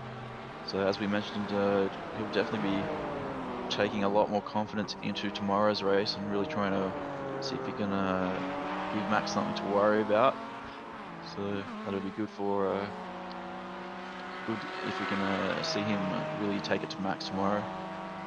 Hopefully a couple of these other drivers can get up there too. We've got like Peter Theo's actually got down into the 59s as well. He's done a 59.6, so he's starting to find some time to get comfortable in that car. So yeah, we might see a bit of a change up in the order.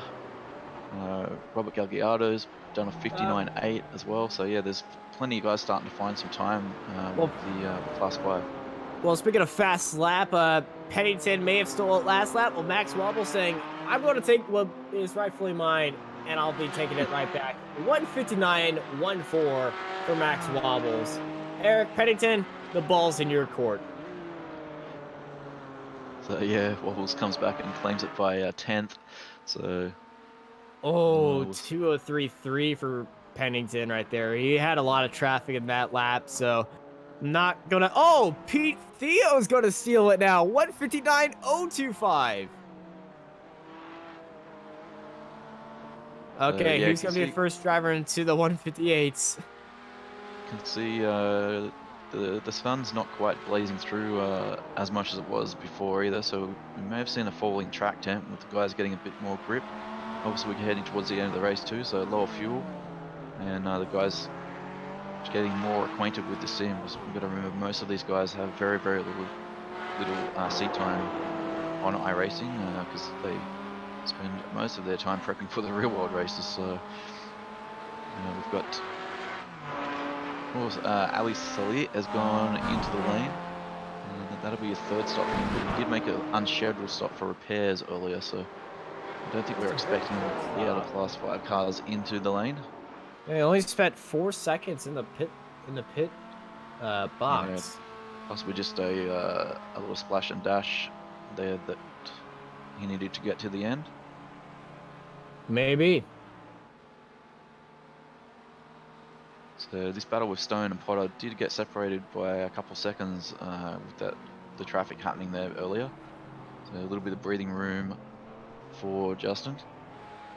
Potter won't be giving up though because it's still. Well, someone just tapping to Potter. Potter's dropped down yeah. a lot. I think he had a little bit of trouble in turn 1. And also, Salih is, speaking of issues, Salih is stopped on the side of the road. Oh no, there's Oh contact no. with Gagliardo, is it? Looks That like is they may have Gagliardo. been Yes, involved it in is. something.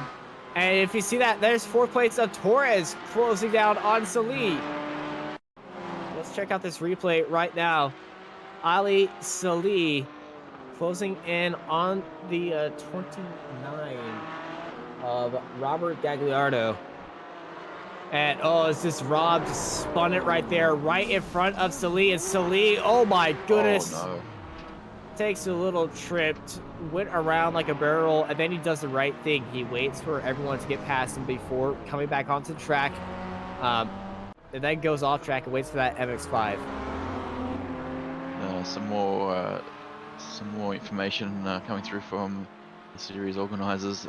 Ali Sully has the shortest race ever in the history of AER, and they've given him the nickname of Little Hammer.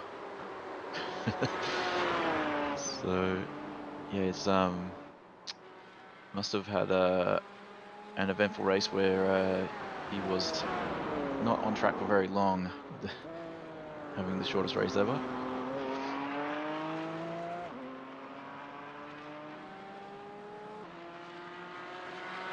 So we're just looking at Pennington.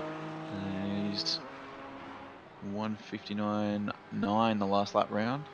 So he's consistently hitting those 59s. So yeah, definitely be good. Confidence boost for him, ready for tomorrow's race. Torres has just done that 2:03 there. Obviously, we saw there was an eventful last lap.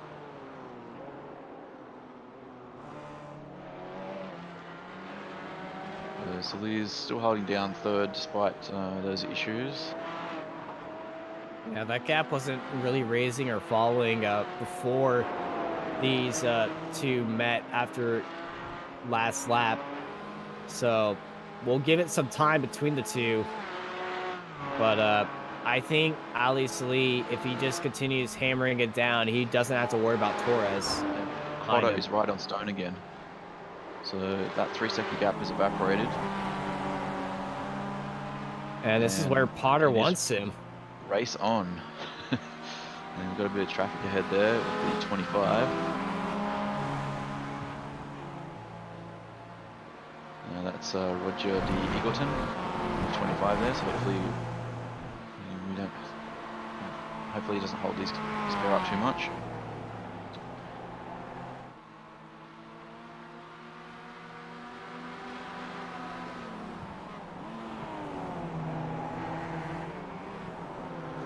Yeah, we've seen the aces as Potter's been getting, but oh my goodness, I think he hit the tree.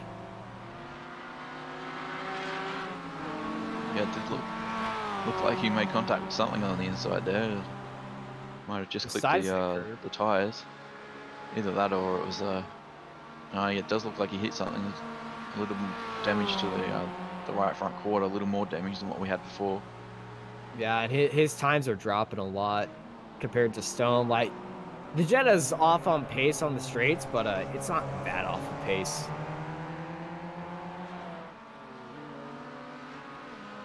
Yeah, and he's still losing time, so I think Potter does have some suspension damage affecting him.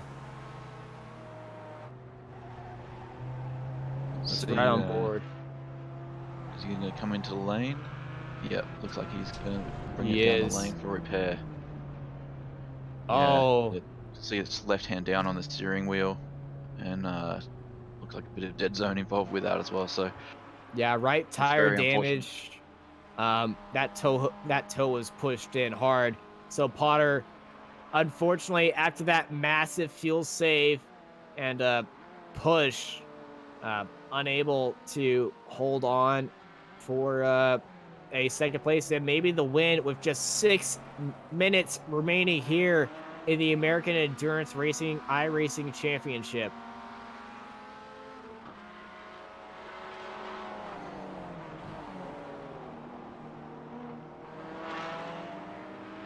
And Peter Roach is going to take second place. And Potter is at the pit exit.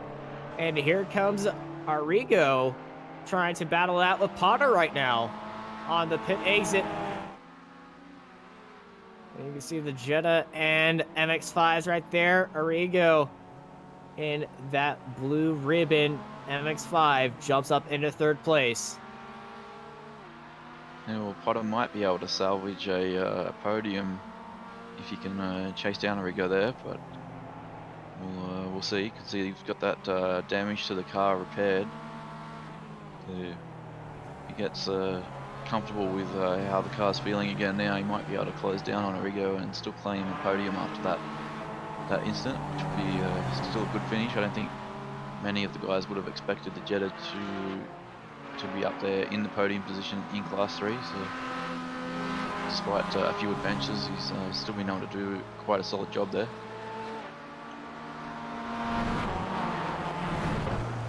Jetta's one of those cars that you look at it, you take a laugh at it, be like, that can't work. And then you see it and be like, okay, it works.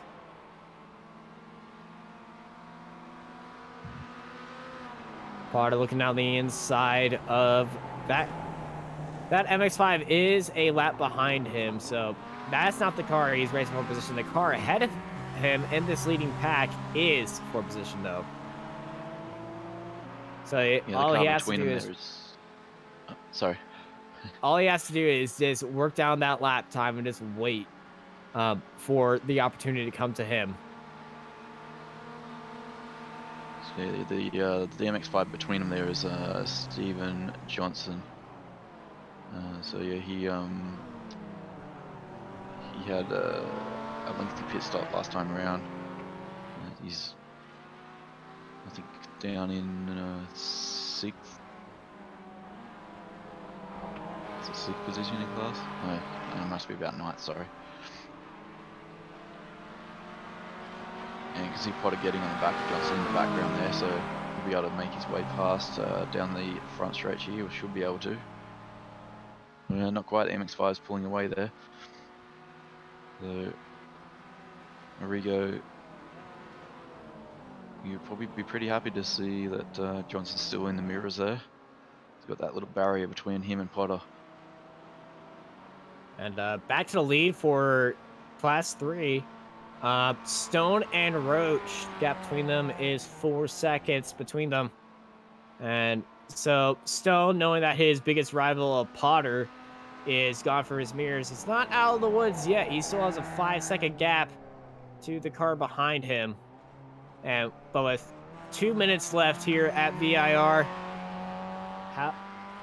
how short can Roach make up that time? Because he is closing in. He just closed in 3/10 in that corner.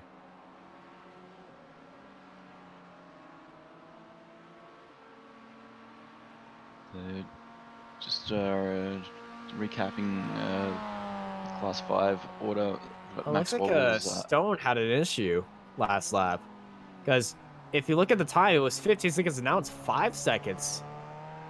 Well, 4.2 now. Roach is putting all the money in the basket right now and trying to run out of the bank and catch Stone.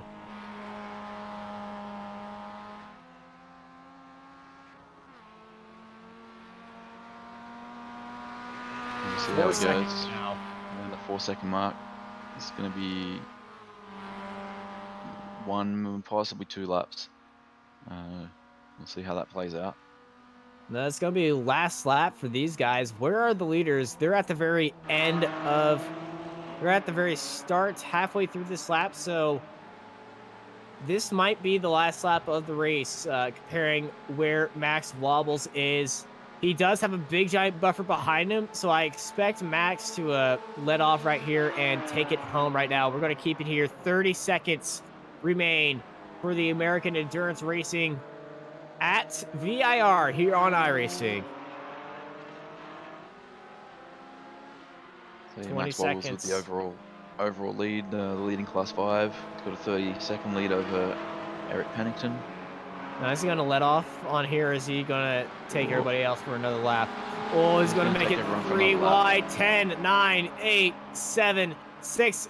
Last lap here at VIR.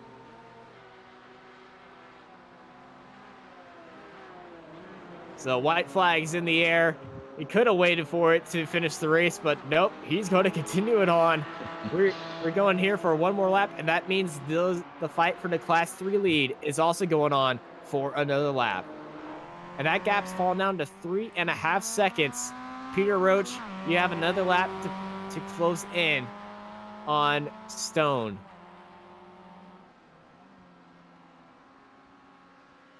He's steadily closing that gap, but I think it's going to probably need a significant error from Justin for Peter to be able to get up He's and close fight to for an that entire position. second on him, but it's not going to be enough unless something absolutely massive happens to Stone. But Roach is just making it work.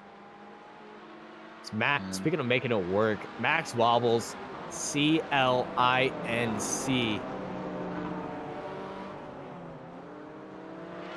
There's another I in there, I believe.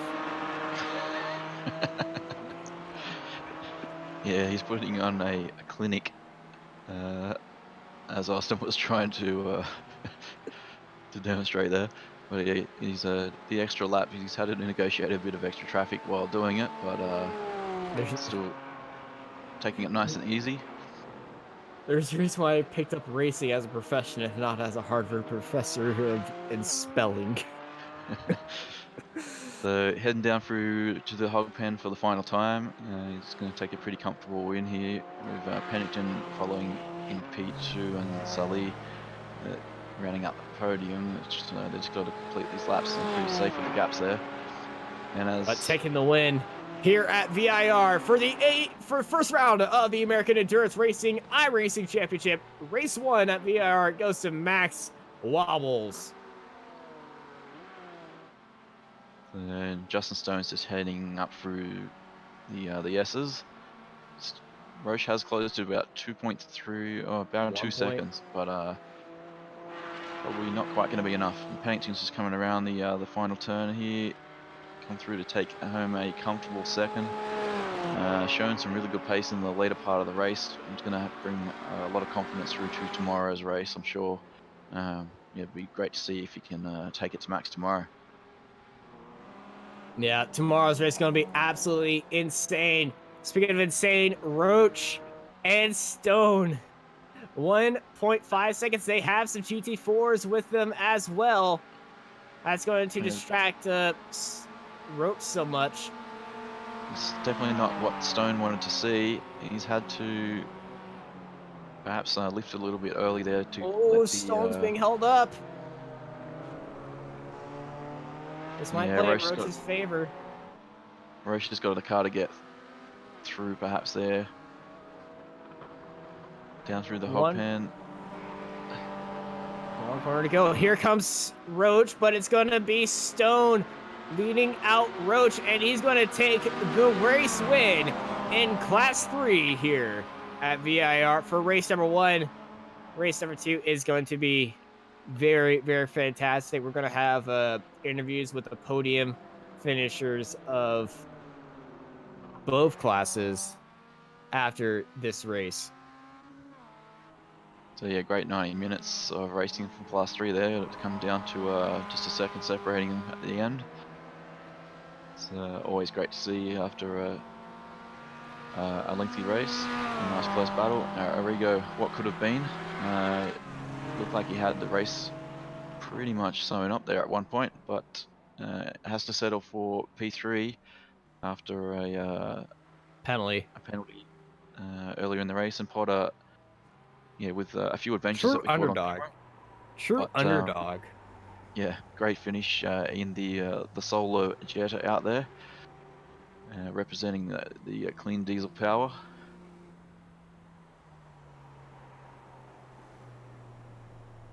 Which, if you know, the controversy is not a thing.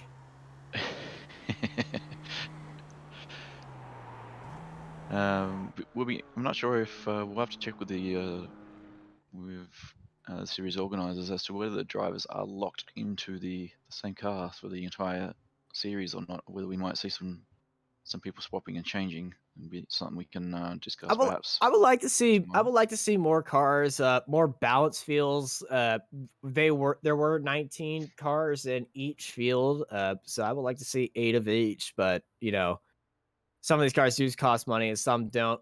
But here are your race results. First with Class 5, Max Wobbles takes the win, followed by Eric Pennington, the only car on the lead lap. Then everybody else has been lapped, and finishing on the podium is Ali Salih in third place, followed by Rafael Torres, Pete Theo, Cody Martin, Jonathan Chevelle, Robert Gagliardo, Paul Sparta, Cale Fotenberry, Russell Van Zyl, Mackenzie Kaufman, Nafi Coker, David Ellman, T. Duncan Burke, Christopher Rallo, Christopher Bushart, and Justin Fotis right behind at the end of the grid, who only did it was 40 laps down, so he only did 6 laps here. And Brad, I'm going to give it over to you for the Class 3 results. So yeah, class three with a nice close battle there at the end. We saw Justin Stone come across the line just 6.5 tenths in front of Peter Roche. Michael Arrigo rounding out the podium with Tim Potter not too far behind in that Jetta. And we had Eugene McMurray rounding out the top five, followed by Thomas Lee, Aidan Burns, Roger D. Eagleton, Peter Monin, Stephen Johnson, William Kennard, Justin Lee in P12, Paul Bonomo, Luke Pardy, Christopher Lee, John Forbes, Thomas Galliatore, and then Firas Berzinji rounding out that class. So those guys were out quite early, unfortunately.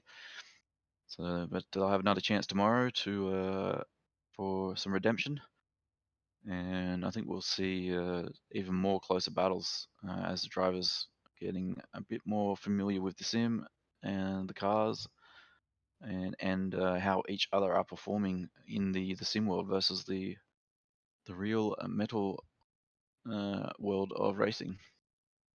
Yeah, and we get to talk to them right now because we have a few drivers waiting for interview. Make sure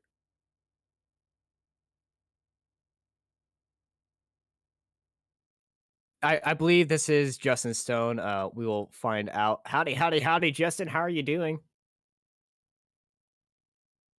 Can you hear Justin, me? Can you hear yes, we me? can hear you just fine. Okay, great. Yeah, I'm doing well. I'm psyched to have won that. That was really a fun event. Yeah, the gap was falling down near the end of the race. Final few laps. You had a 16-second lead, then it dropped to 1 second, but it was going all the way to the end. But hey, you take the win in the first round at VIR. How you feeling? Pretty good. Yeah, I had an off with like 7 or 8 minutes to go going into turn one. Missed my braking zone and following a couple of other cars with the draft. So that closed that gap pretty good back to the second place driver. And but it was a tired, but it was a good race. Tired, especially. Was there anything surprising through that race? Because we saw a giant Jetta in your mirror lot. Anything to say about Potter and that supreme clean diesel power? Yeah, Tim ran a great race. He and I battled back and forth for quite a few laps. It was uh, it was fun to race him. I've raced him in real life, so I know what kind of that he's a good guy, and I knew I could trust him.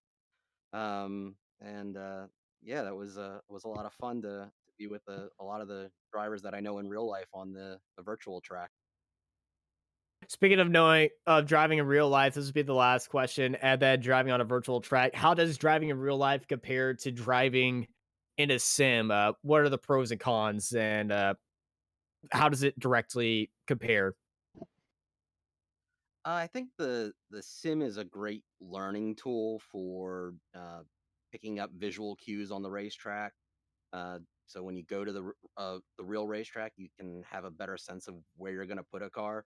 Um, uh, Other than that, you don't have quite the same fatigue level of driving in the sim as you do in real life, though. But the inputs and uh,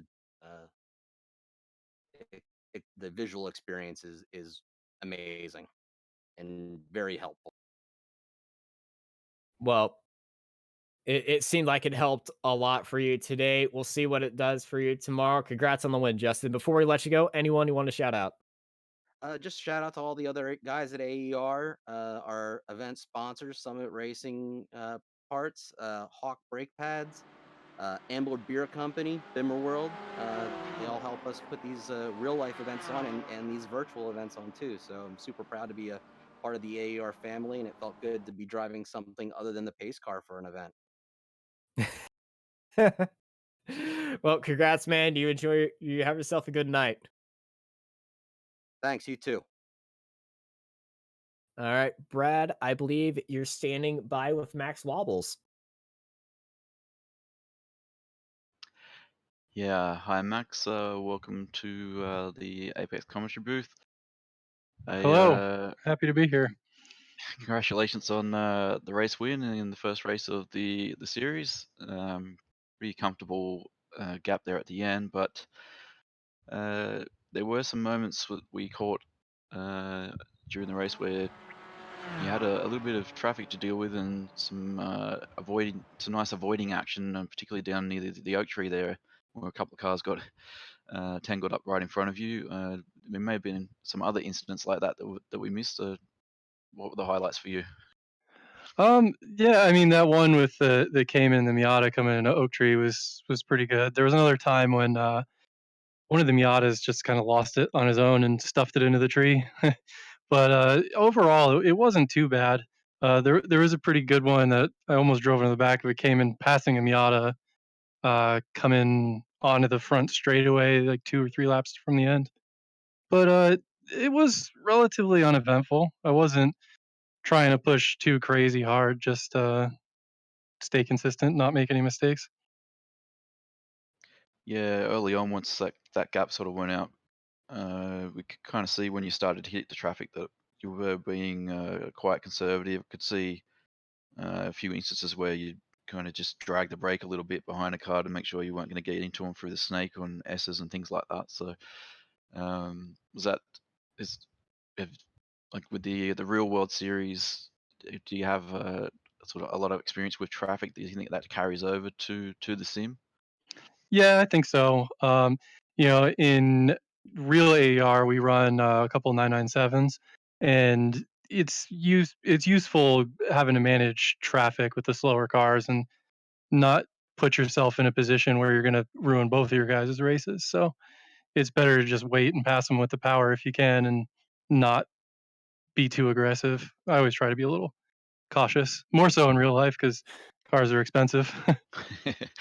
Yeah.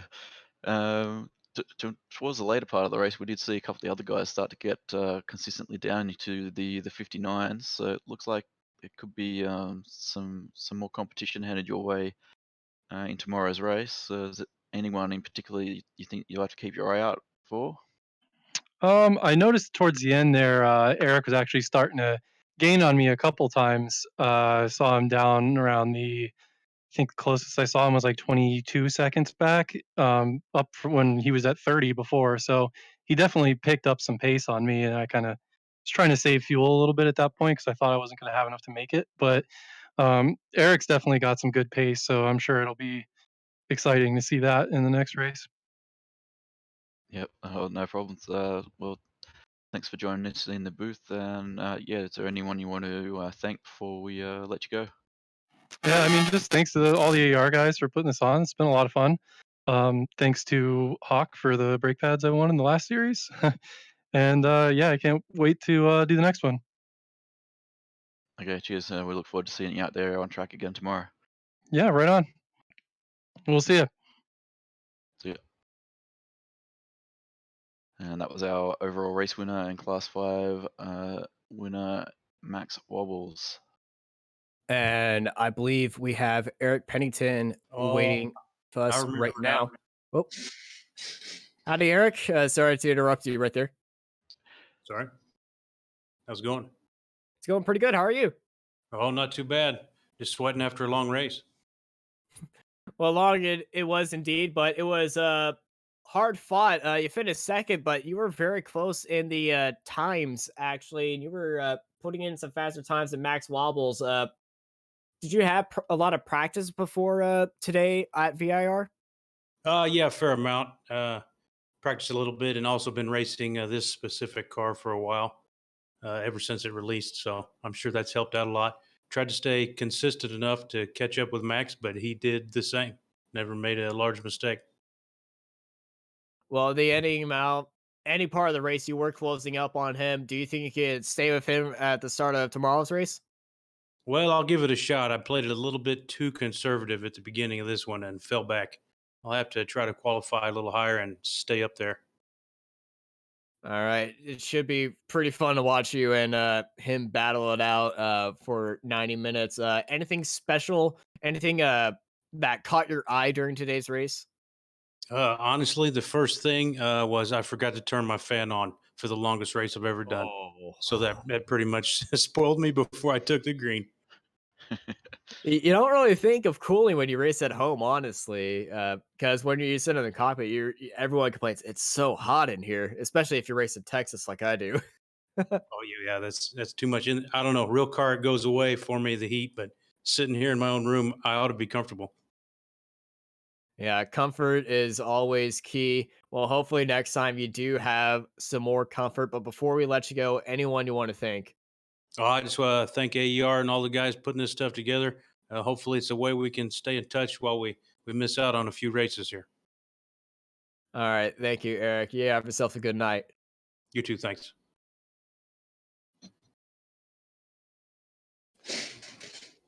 And our You will. P3 overall and in Class 5 is Ali Salih. Yeah. Ali, welcome to the Apex commentary booth. Congrats on the podium. Eventful race. What were the standouts for you? Uh, yeah, it was a tough race for sure. Yeah, at some point I did a barrel roll. Somebody spun and I hit and barrel rolled, and then I think I had one time got punted out, went into somewhere unknown, but crawled it back up. Tried to keep it consistent. Drove a straight race and rest of it at least. And P3. Yeah. Yep. And had you had much experience in iRacing before this series, or you focus more on the real world racing? How did that go for Um, you? Yeah, both actually. I've been doing iRacing since 2008, 9, something like that. I'm one of the early adopters for it, and then I do real racing as well, with multiple clubs. Then done some AR as well, and have quite a bit of a fun, and hope to come back and do more in real life when we get rid of this Corona stuff. Yeah, well, you certainly did quite a good job out there today, coming home with a podium. Is there sort of much you can take away from today in prep for tomorrow's race? Do you think you can sort of get up there with Max and Eric and the lap times they were doing towards the end of the race there? Yeah, absolutely. I mean, the last 20 minutes of the race, I had to feel safe because I was really cutting close, and I actually was one lap short, so I had to do a pit stop. Raphael was chasing me, but I had enough gap to do a quick splash and dash, and I did that. And of course, Eric and Max ran away. But I think tomorrow I might do a better job. It's the first time I was driving the 718 at VIR, so that was that was cool. But thanks for AER putting this virtual series while we are all at home waiting for the real thing. Thanks, Alex, John, and all the team. Yeah, that's it. No problem. Well, congrats on today's result and good luck for tomorrow. Thanks.